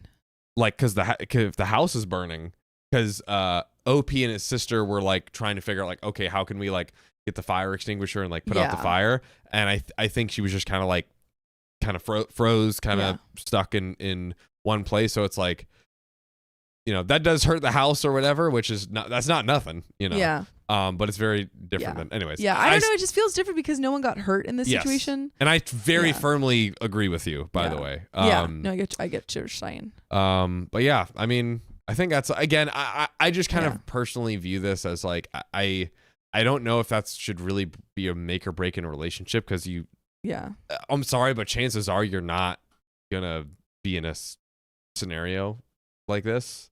Yeah. I don't know that it's that important, if I'm being honest. Mm-hmm. Like, it is important when you need it, but it's just so hard to control for. Yeah. I don't know. Yeah. I don't know. It feels to me so outside of the normal things that one works on in a relationship. Mm-hmm. Ace Makes It says it might be worth counseling if he really wants to marry her in the first place. I think because the fact that he's having these feelings means that they need to have counseling. Yeah. Yes. The fact that he's having these feelings, and then to your point, like I think he could kind of approach it in an empathetic way of like, hey, do you want to maybe like talk with someone about it? Maybe there's like something there that could be unpacked that like could help you in more than just like this one scenario, but like maybe there is like a fear of fire or something like that that is productive to talk with someone that will help in multiple areas of your life and kind of like flip it into a positive, hey, teamwork, let's do this together. I think having that plan is really important. That's all I got to say on that. And the story's over. Nice. The story is Everyone over. says nah. No. 69 people voted. Yeah. There we go. That's a good poll right there. Okay. Okay. Let's We get got into okay. it. Okay. Riley and John on a mic. Okay. My goodness. All right. Let's freaking get into it. Am I the a-hole for getting into a fight with my husband over McDonald's? Give me my Big Mac. Yeah, leave. And this is once again to answer the question, what do you do when you lose respect for your partner? Was it for the McRib or the Shamrock Shake? That's the real question. Who's to say? So Street Exchange 4428 says, sorry, this is long. For context, I go to school full time, work almost full time, and do all the house duties. I also cook every night for my husband and I. My husband is a picky eater, so I always ask him what he wants, and I make it for both of us. Very rarely will we eat quick meals like a frozen pizza. I always make him homemade food. During the summer, I was taking 9 units while working as an academic mentor teaching students to prepare them for their next year's courses. That's a lot. That is a lot. I would fail all of that. Ooh. This obviously requires extensive prep time for lecture planning and creating homework assignments for each one. I'm taking 2 6-week courses and 1 12-week. Right now, I'm an engineering class and a statistics class, which requires a lot of lecture time and study time. Oh my God. OP is doing a lot. And OP is 21, by the way. A few weeks ago, I was going to get some important paperwork done in LA, dual citizenship related. This appointment in LA was early in the morning, and I had a flight at around 5 a.m., which requires me to wake up at 2 a.m. to get it there. I thought 5 a.m. was Sam, and I was like, is this you? An LA dual citizen? Yeah. This appointment was scheduled on a Friday. I work 9 to 6 on Thursday. I also have lectures to watch, and since it's a 6-week course, each session takes about 4 hours of lecture. This is making me tired just reading. Right? I have 4 sessions a week, so I got home at around 6:30 the Thursday before my appointment in LA and began watching my lectures and taking notes. Also, I should mention now, my husband only works. He works about 25 to 30 hours a week. That's pretty little. Very little. Compared to her. Yeah. I asked him if he could take us to order takeout this night. He replied with, why? And I explained to him I had about 3 more hours of lecture to get through and had to wake up at 2 a.m. and that I worked an 8-hour shift, so I was already exhausted. He seemed to still not understand why I want to get takeout. So I said, can you just take us to get something simple like McDonald's? It's super close. He replied with, well, I want spaghetti. Wouldn't it take the same amount of time getting McDonald's than you cooking spaghetti? I make my spaghetti and meat sauce from scratch. Man math. I hate this guy. Why don't you freaking make the spaghetti? Right? He doesn't know how to. Learn. You would do it so much better, babe. I would just mess it all up. I'd totally ruin it. Where am I? I make my spaghetti and meat sauce from scratch. I didn't want to argue with him after everything, so I just made it. He didn't even know I was upset until the next day. I explained to him that I never ask for a break or really anything from him in general. So when I ask for a break, I expect to get it. I ended up getting about an hour of sleep that night when more assignments were due the next day still. Fast forward to a few days ago. Also, remember how my husband is a picky eater? I never get to make what I want for dinner because he just complains about it. I found a pasta recipe that looked so good and have been debating on making it. And I finally said I was going to do it. My husband likes pasta, so I thought it would be perfect. I told him I was excited to try this and I was going to go shopping for the ingredients after he left for work. He said, okay. I went shopping and got everything. I also paid for all the groceries. And he texted me a couple hours later saying, are you still making pasta? We should get McDonald's tonight. Sir, make up your mind. Do you want pasta or do you want McDonald's? Please choose. This makes my blood boil. That's literally exactly what I was going to Yeah, what the heck? I know. Why be with these stupid people? Why be with them? Why? Why be with this stupid 22-year-old man? I don't. Oh, he's 22. He's 22. That explains a lot. Yeah, she's How old is 21. She's 21 and he's 22. Okay, yeah. That's why they're still in college. Get him out of here, dude. Get them out. Go. I was like, there's a question mark. So nice. That was and great. said, do you really not want my cooking so bad that you want McDonald's? And he said, not what I meant. And I said, what do you mean then? And he said, why do you get mad at me for not taking you to McDonald's, then get mad at me for offering to take you to McDonald's? Such a stupid man. I explained to him exactly why I was upset and how these situations were different. Last time I asked for a break, and this time I was excited to make one dinner that I wanted. And it just so happened it's the same night he wants to take me to McDonald's. We haven't talked in a few days, and I need some advice or guidance. I especially need a way for him to understand why I'm upset. During this time, we were house and pet sitting for his family, and I just moved everything back home after he told me, if you want to get mad at me for offering to take you to McDonald's, go home. There are a lot of other factors that go into this, like, for example, he doesn't even help me clean up the kitchen after I cook. I feel like his mom and not his partner or wife. And there is an update. Just breakup. There's some people that are just so dumb, such like jerks and stupid, annoying. Like there's more heinous things to do, but the annoyingness of it just makes me mad. It makes me real mad. I don't like him. I don't like him either. But let's get into this freaking update where hopefully she divorces him. Ooh. I went over last night to get our pet bunnies that we took to his parents' house. He was there. As I was packing, all he did was watch and ask, why are you taking the bunnies? And I said that I didn't trust him to take care of them the way I do and happen. He said he has. And I asked if he even changed the litter box, which I do every day, and he was silent. I said, exactly, and packed my crap. I let him know as I was leaving. I said, I am not going to talk to you tonight about our situation. I will not be the one to initiate because I only did in the past. I want you to come to me, come to our house, and want to fix things like I do. So you're going to have to show up and be open for talking. You can come tomorrow night, which is today. Ooh. I worked again today and had a lot of schoolwork. I wished early to have time to talk to him. He went out with his friends. Priorities, babe. It's currently 9:35 p.m. and he's still at his parents' house.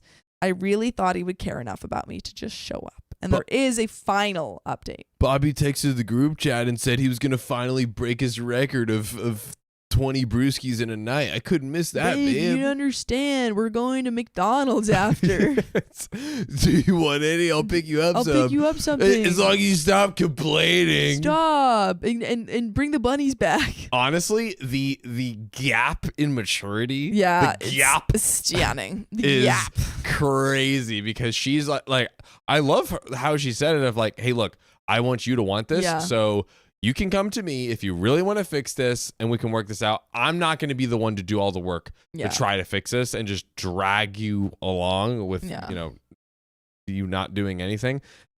And he showed it. Yeah, see his true colors. That's right. Well, let's read this final update. Let's go. He broke up with me. He broke up with you? Ugh. He told me he never loved me. Oh. That he doesn't admire me, that he is not inspired by me. He said he was never really here for our entire relationship and that he married me because I was a safe option. You suck so much, dude. You suck so much. Oh. I'm absolutely devastated. When he told me he was coming over to talk, I was convinced he wanted to work things out, that he missed me and wanted to come back to me. I even put together a list to divide the labor and all things you guys told me, so I didn't miss an important point. But when he told me all of that, I was absolutely shattered. He was upset too. But I don't think it's because he's losing me. It's because he probably feels guilty. I don't know what to do. I've been trying to focus on my classes, and my friends have been coming over and helping me rearrange my house. He took all of his stuff. The house is so empty now. I expect to see him in his favorite spots, or when I wake up in the morning, I expect to see him next to me. I just feel so foolish letting myself fall for him and commit myself to him when I was obviously just a fantasy to him. I can't believe it was all a lie. Oh. OP, send us the address of your ex, and me and Riley will go pay him. And we're not gonna egg his house. We're gonna spaghetti it. Oh, and put mashed potatoes in his instant mashed floor potatoes outside of his house. So then it would, whenever the dew comes, it would just have a bunch of potatoes everywhere. This is Riley's is that favorite. his thing? Yeah, it's Riley's favorite. That's so funny. Thing to get back in the grass. You're always doxing me. You got beef with me, dog? Huh? You got beef with me? You're always like, he always says this. He always does this. He gets it from. What do you got? What do you want from me? Huh? No, I just said. Come on, come at me. Come on. I've just said you. It's your favorite. It's your favorite comeback. It is true. Yeah. That's all I said. All right. I feel like you just doxed yourself. I didn't dox myself. I'm just keeping an eye on you. 2 eyes open. Whoa. Ah, boy.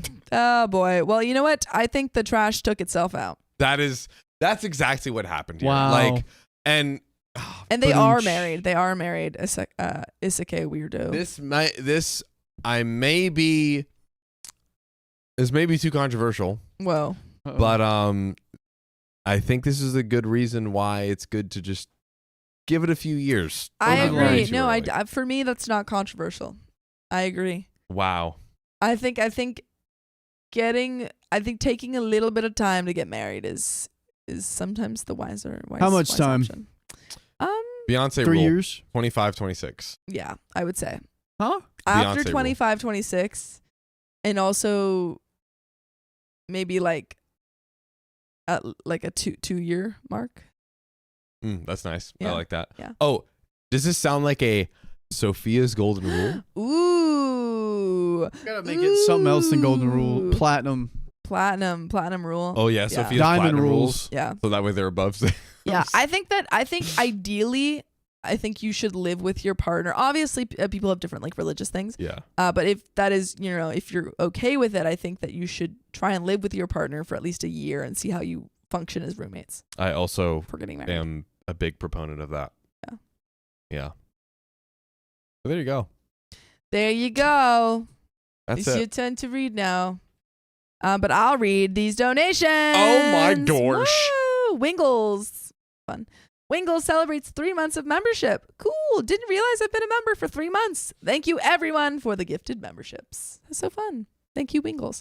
And Tony Q10, thank you for the $5 tip. I am behind, but to speak on the dog story, I saw 2 dogs fighting once.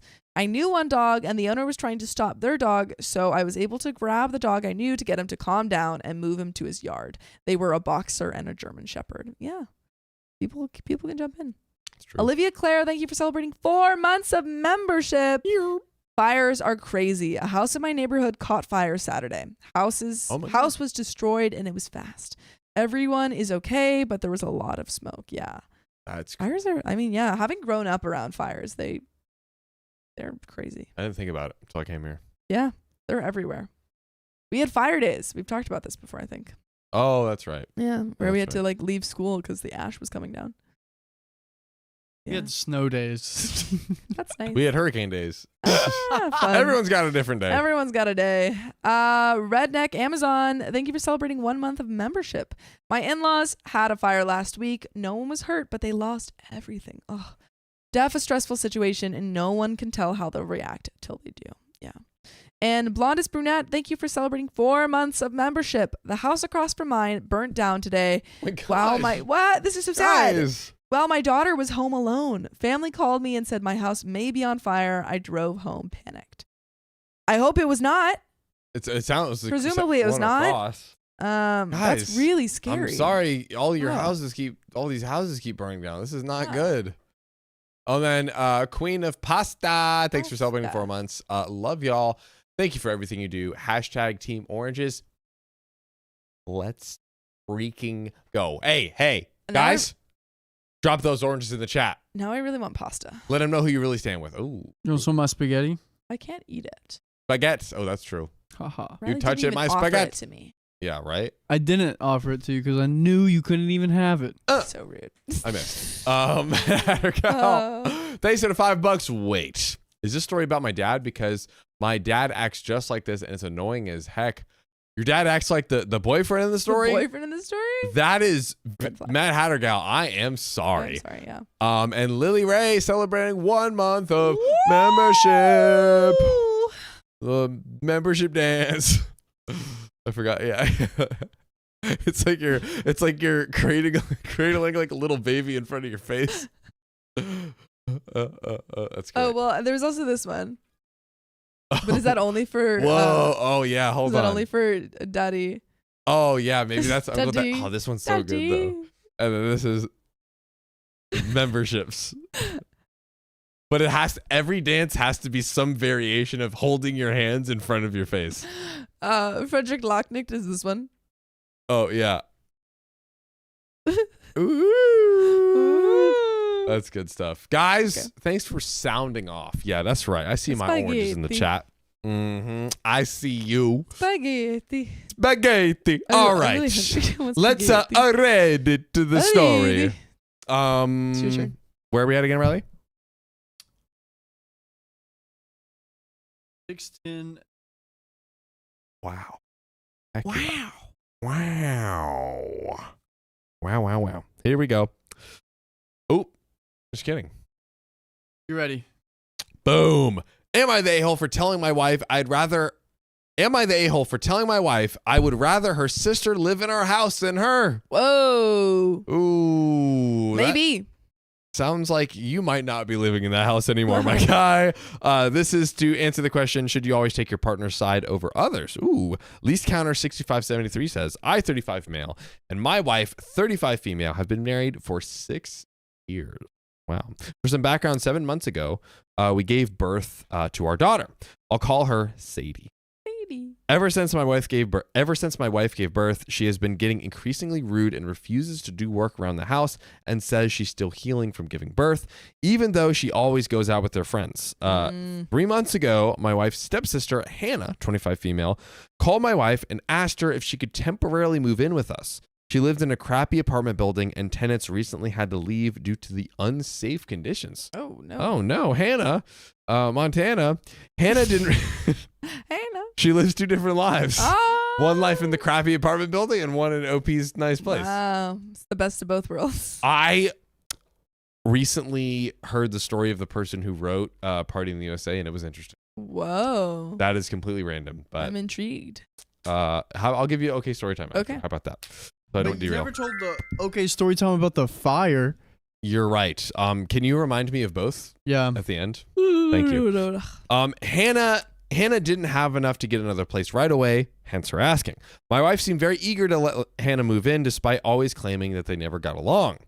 They came to the agreement that she would help with Sadie in exchange for staying with us rent-free so she could save up for a deposit on a proper apartment. Okay. That's not bad. Live-in nanny. Free nanny. Wow. Everything was fine at first. Hannah has ADHD and took a week to adjust to living with us. During that week, she did all the chores my wife has been neglecting without us asking her to.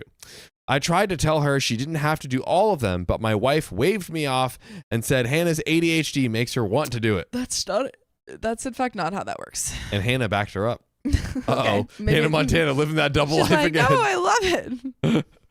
Worst of both worlds, am I right? Maybe she's just really into cleaning, I guess. After she cleaned something, my wife would thank Hannah a lot.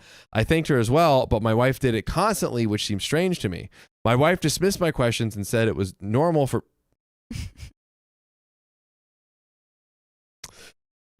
Is it I tried to intervene? What? Where am I? My wife dismissed my questions and said it was normal to do with people with ADHD. Where is this? How did you lose it? Hit me with the head, Riley. Wait. Yes. Thank you. My wife, perfect. See, Riley, this is why he's the best producer on planet Earth. My wife dismissed my questions and said it was normal to do with people with, what? Did you put it on the deck? What? I made a new paragraph for you. My wife dismissed my questions, right? Yes. Oh, okay. Sorry, I You're thought I was still rereading it again. struggling. Guys, it's been tough. It's been tough for your boy out here. Okay, Orange is in the chat to infuse the vitamin C so I can have Empress Sleepless vitamins. Night says, but cleaning only happens when we're in the mood. ADHD person here too. Yeah, it's only if I'm in the cleaning mood, I'll go off. Yep. You just like put like a little bit of bleach under her nose and she's just ready to go. Yeah, like I just start cleaning everything in my room and reorganizing my closet. Reorganizing. But then there's a big switch where if you take out all of the stuff in your closet, and then if you lose that little Then it's like push, then you're like, oh my god, everything's on my floor. Then you put a little bit more bleach under her nose. And then I'm like, and then I just lie in my clothes and I'm like, oh, I can't do this anymore. Reactivated. Okay. My wife dismissed my questions and said it was normal to do with people with ADHD. Since then, my wife has pushed all childcare and any household chores I don't do onto Hannah. She also has been increasingly rude to Hannah and yelling at her if she makes a mistake on the first try of doing something. I tried to intervene when I was at home, but my wife would accuse me of wanting to let Hannah lay around the house being lazy because she's R. You know that word? Whoa. It starts with R. What? Oh my god. She and I got into a huge fight about her using that word to describe Hannah and didn't speak for a few days. She sucks. Wait, so she's making Hannah do all of the cleaning according to her because she has ADHD and wants to do it, and then calls her an offensive word. Yes. Even though she thinks that the ADHD is helping her. Yes, you understood all of that correctly. That is exactly what's happening. My breaking point came when I found out my wife had been making Hannah pay her rent and buy baby supplies. I pay all the bills, and the money Hannah had been giving my wife was not going towards the house. My wife was going to use it to go out with her friend. Yeah. SpaghettiOs. Not the good kind of spaghetti that Riley makes. It's the bad. Wow, she sucks so much. My wife also made Hannah pay for food. I usually gave my wife the money for food, and she bought snacks for herself with Hannah's contribution. I had another fight with my wife where she said Hannah was lazy, and she didn't like her. And if she didn't like her rules, then Hannah could sleep on the street and get out of her house. Hannah's lazy? Yes, and also you were the one that did this. This is I don't understand. I don't understand. You were like, oh, hey, yeah, come over. Like, don't understand. I don't like her.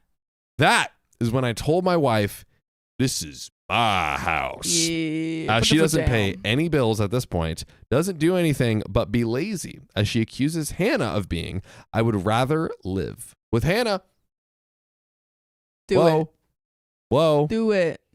My wife got quiet and has been refusing to talk to me or Hannah for the past few days. I'm starting to think I've crossed the line. Am I the a-hole? And I'm going to read this quick edit. Edit to add, I have no romantic or sexual feelings for Hannah. Even if I did, Hannah is a lesbian. That's right. And even if she weren't, I would not take advantage of her by making a move on her while she's dependent on me for housing. And also, you're married.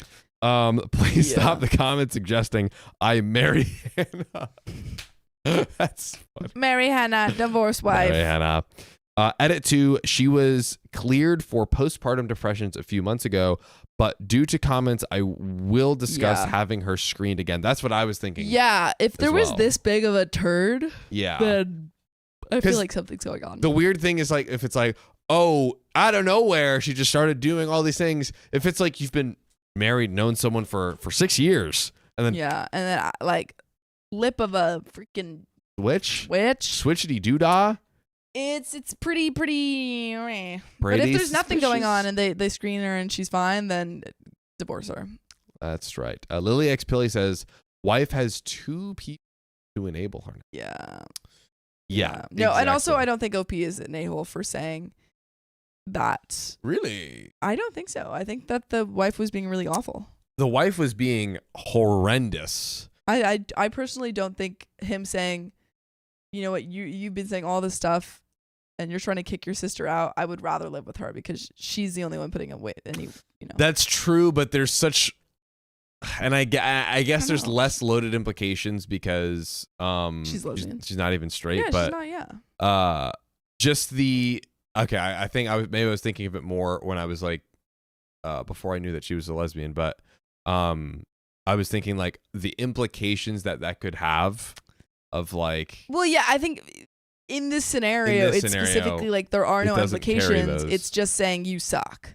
The implications of that phrase, like of him saying that to his wife, is just true. Literally like, I don't like you, and I would rather have your sister live here than you. The wife is so awful. She really sucks. She really sucks. My God, she is.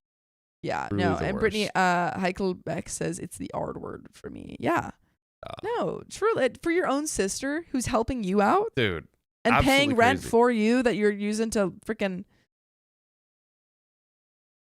go off and party. How much would a live-in baby nurse cost? Yeah, that is a salary. Expensive. That is, they are getting more value, basically, with having like a live-in nanny, just the nanny, not even including the cleaning, than they would be otherwise.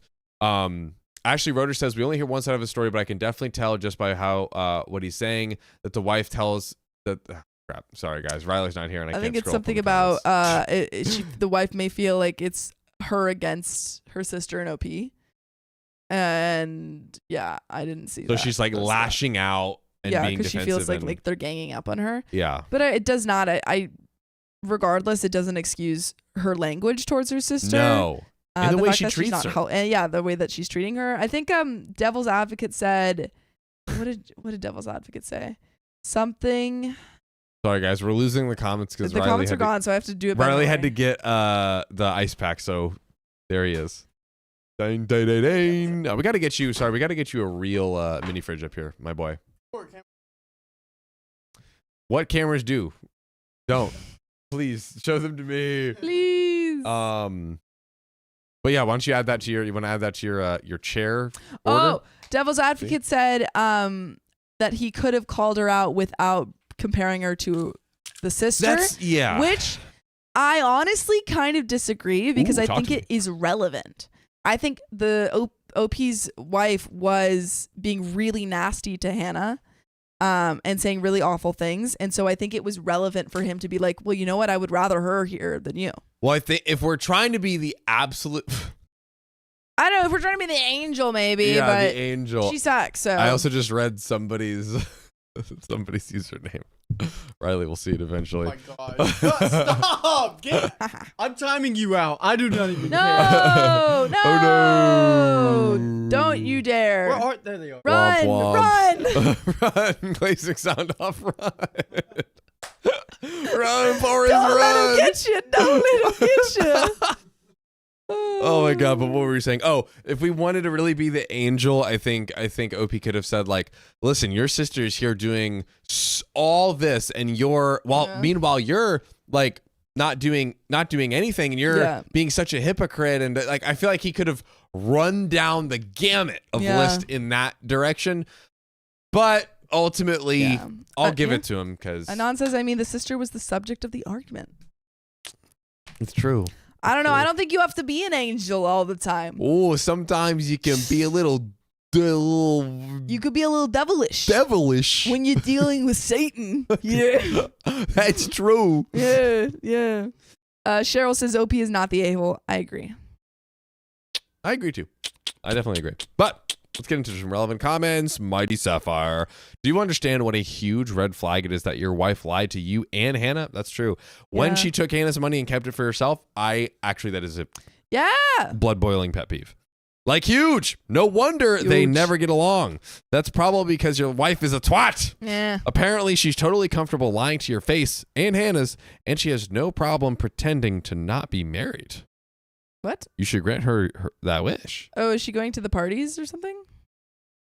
I guess maybe it sounds like maybe they're insinuating, extrapolating. Extrapolating from All the parties. Lex G says, not the a-hole. Your wife is stealing from you and Hannah. It shows a dishonest character, and people don't tend to be dishonest in only one aspect of their life. I feel like if you start poking around, you're going to find a lot of surprises about your wife.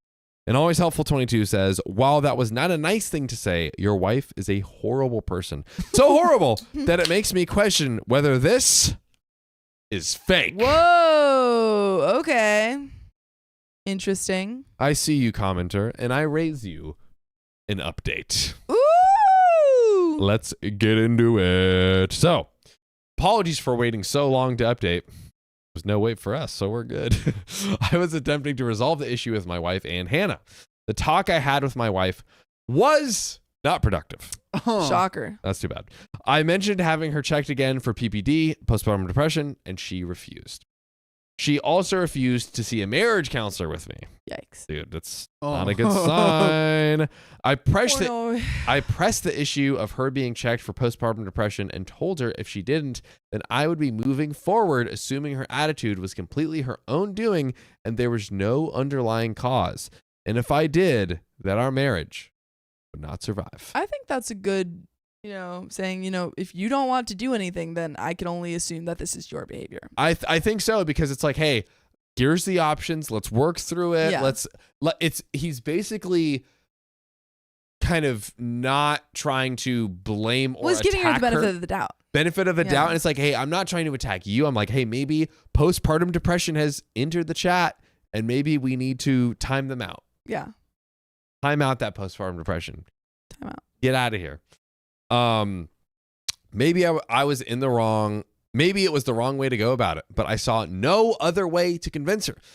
But she still refused. I honestly do not believe that she has postpartum depression, and this is just her based on her actions following her talk. I mean, that's even more like you almost, in a way, want to be postpartum depression because then it's like, okay, this is the reason. What can we do to get treatment, get you help, and then hopefully come around the other end. But if it's just her. But it's just her. Ooh, ouchie. After our conversation, she proceeded to purposefully cause messes and yelled at Hannah more often. Yikes. I didn't sit back this time, however, and I defended Hannah. Defender of Hannah. Dang it, I wish I had the sword. I didn't. After a week of this, I told my wife to move out. She had become an unrecognizable terror. Whoa. She went to stay with a friend, and she has been refusing to and she has been refusing to see Sadie to punish me. What? Sadie the baby? Sadie the baby. Oh my God. Not Sadie the baby. It seems like she wasn't helping out before either, so. Yeah. Her sister is more of a mom than she is. Yikes. Ouch. Another thing that is maybe harsh to say. She also has been messaging me, telling me when Sadie was old enough, she would ensure our daughter knew about the way I treated her. She's like, just wait until she's old enough. I'm going to tell her all about that week. And I'd be like, bet, I'll tell you how you treat your sister. Yeah. Like, easy. Hello? What are we talking about over here? She's like, in 5-year time, I'm going to tell her all about this. In 5 years' time, I'm going to tell you that you're a horrible father. Hannah feels as if she shouldn't be welcome without her sister, but I assured her that wasn't. Hannah feels as if she shouldn't be welcome without her sister, but I assured her that wasn't the case. Also, to those who said my wife was cheating on me, you're unfortunately correct. No, what? Projecting. Wow, we didn't see that coming. I didn't even think of that. Did anyone in chat see that coming? Did you see that, anyone? Riley, at all? Yeah, because I didn't even think about that at all. That is crazy. That one commenter, we literally pushed it aside. We're like, they're just extrapolating. Sophia, let me ask you this. Ask. Why is it when people cheat, it's like, oh man, I'm so guilty. Oh, maybe I should go over the top and be more involved and da-da-da-da-da. Like, at least if you're cheating, try to do that. Why is it when people cheat, they then do worse and worse things for the relationship? Why is that, Sophia? I can't tell you. Answer. I can't tell you. I need an answer. Probably because they're crappy people at the core of their heart. That's a good answer. I think they feel guilty and they have a lot of anger and sadness in their hearts, and they need to take it out on someone. That is another good answer. 2 great answers. Greatest co-host and producer in the game. That's freaking right. Every other show, come to me and I will beat the crap out of you using my co-host and producer as weapons. Handle me, John. That's Handle right. me. Oh, I will, big boy. Anyways, a few days ago, I told my wife I wanted a divorce. Yes. And she completely blew up on me before informing me that she would be going for full custody because she's been cheating on me for the entire time we've been together. And she's positive Sadie isn't mine. Oh! We weren't ready. She wasn't ready. This kept getting crazier and crazier. What? I just thought they were going to divorce. What? No. What? You didn't read this part? No. I just skim. I didn't read That it. is so good. Well, that's great. That's perfect. But oh my gosh. What is this emoji? Sad yawning. Oh my God. I cannot accurately describe what I am feeling, nor can IOP. Or what's going to happen in the future, but I'm terrified that she's going to take my daughter away from me. I mean, show the infidelity. Yeah. Like, yeah. Fight for that in court, the problem is if they find out that he's not the father, he might not be able to, unless he's on the birth certificate, he might have some. Yeah, he might be legally the father. We'll see. I don't care if she isn't biologically mine. Sadie is my daughter and I love her. OP has fully passed the test. There we go. I'm looking for a lawyer and will hopefully get some advice on how to keep my daughter. I'm on her birth certificate. Boom. Yeah, Sophia's been calling stuff like crazy lately. So freaking smart. Boom. That word. So I'm hoping that means legally she's mine regardless of paternity. Hopefully. I'm sorry if this was a bit all over the place. It wasn't. I'm still dealing with the fallout of everything, but thought I would update you all. To end this on a better note, if that matters to you all, Hannah has agreed to continue living here to help look after Sadie, regardless of her future ability to rent an apartment. Aww. Okay. Wow. Nice. Auntie for the win. Team Hannah OP.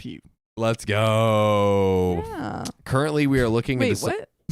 Oh. Wait a second. Did you just ship them? I did. You know, I did. And I know the situations. And I'm on Reddit's side with this one. That'd be so cute. I disagree. Because she's queer. Oh, she's here and she is queer. Yeah, I knew that. I just want to be funny. No. There we go. Currently, we are looking into some kind of employment agreement where she'd basically be a live-in nanny for Sadie. This was Hannah's idea when I brought up compensating her for the extra work she has done so far.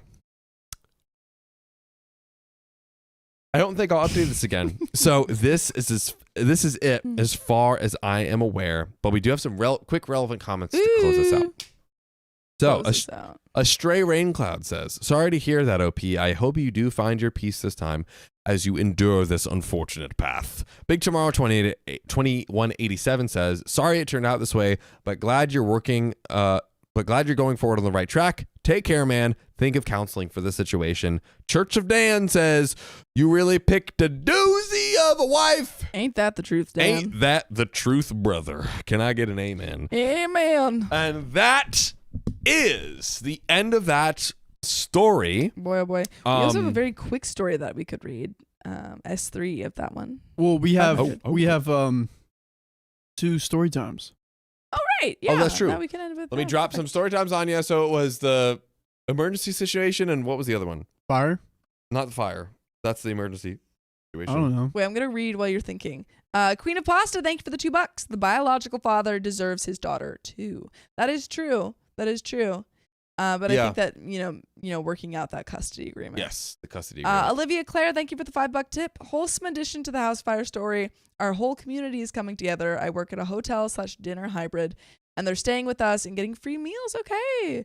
And we found their cats, and they're also just at the hotel. Sad story. Happy ending. There you go. Okay, good. Great community. Yeah. Kono, thank you for celebrating 2 months of membership. I'm shy, but my goal is to become a lurker whose presence is silent, unwavering, constant, despite rarely seen or heard. Hands you a rat.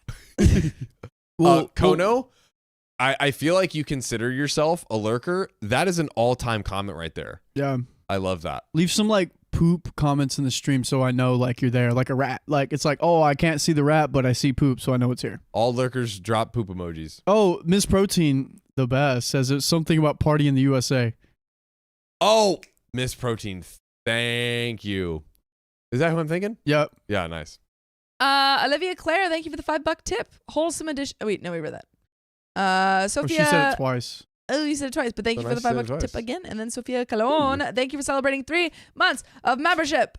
First off, thank you to each member who allowed me to be a part of the members. Also, anyone have any tricks for liquid diet post jaw surgery? Love y'all. Ooh. I can only speak to when I got my wisdom teeth out. I just had a lot of if you have an immersion blender, that would be ideal. Bone marrow. Bone marrow. Also, if you have a Whole Foods near you, they have really great soups. Potato juice. But I'm sure you can get that at any like local grocery store. You can get some good soup, mashed potatoes, ice cream. They said liquid. Oh, liquid. Then yeah, soup.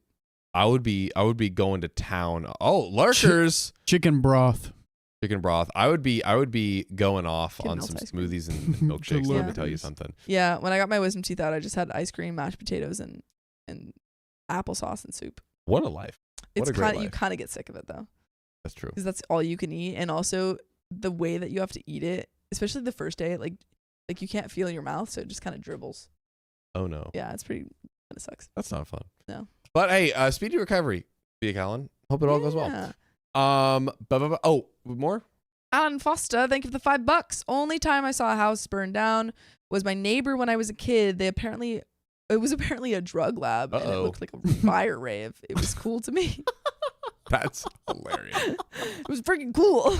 Dude, I remember when I was a kid, the chicken houses, I thought they were like church camps for chickens. So I was like, oh, these chickens are going to church. That's amazing. That is the most Riley thought of all time. Chickens going to Do you want to church. read those? Uncle Daddy Jesse, thanks for the $5. Daddy like the hand dance low. Ooh. Lily Ray, thanks for celebrating 1 month of membership. And Empress Sleepless Nights. Question, does LA have Church's Chicken down there? I can suggest cities that have them. You guys need to try it. Yes. We do? It does. It does. Oh, it absolutely I guess it's not relevant does. to me, so I didn't know. And I haven't been there before. Was there one right beneath that, really? Mm-mm. I thought there was one right beneath. That was actually in response to I saw Sleepless Nights comments on our OK Raps episode with the fast food. No, we already that one. Okay, do you want to get that one? Lily Ray, thank you for celebrating 1 month of membership. Lily, thank you. All right, quick okay story time. So first one, Miley Ray Cyrus. So the writer was like, I wanted to write something about my life. She had taken a cab, was listening to Jay-Z, wearing a cardigan, had tea. Like it was a wrote that. It was a true story for the writer, and she was like, I don't know if she'll like this. She was just like, I just wanted to write it because it was like, oh, this is something I wanted to get down. It was something that happened. It was fun. And it was a hit. And then she pitched it to Miley, and she was like, heck yeah. And the writer of Party in the USA, British. Whoa. British. She's like, wow, I'm really feeling this party in the USA. That's right. Yeah. And then I'll close out the story. So the emergency was Riley, me, and everyone else were in Bali. All of a sudden, big earthquake, something happens. So we all 7.1. Yeah, 7.1. So that's a big one. So we get out. It was actually pretty far away. It was. The epicenter. And yeah, we all get out and we're like, it's like 4 a.m. We all get on the lawn together and we're just like, what do we do? Like, do we jump and then we made a plan and we're like, oh, we'll jump the fence because then that's farther away from the building. I was asleep during this. I didn't know you guys were talking about this. Oh, you didn't know? You didn't wait, you didn't get up with us? No. Oh, we all got I thought all of us got up. No one got Riley. I was scared. This is what I did. I ChatGPT'd if a tsunami would hit me, and they were like, you're fine. So I went back to bed. That was smart. That was smart. You're funny. Well, there we go, guys. That is the end of the stream. That's the end of the stream. Here we go. If you love us, please make sure to subscribe. We love you. And see you tomorrow! Remember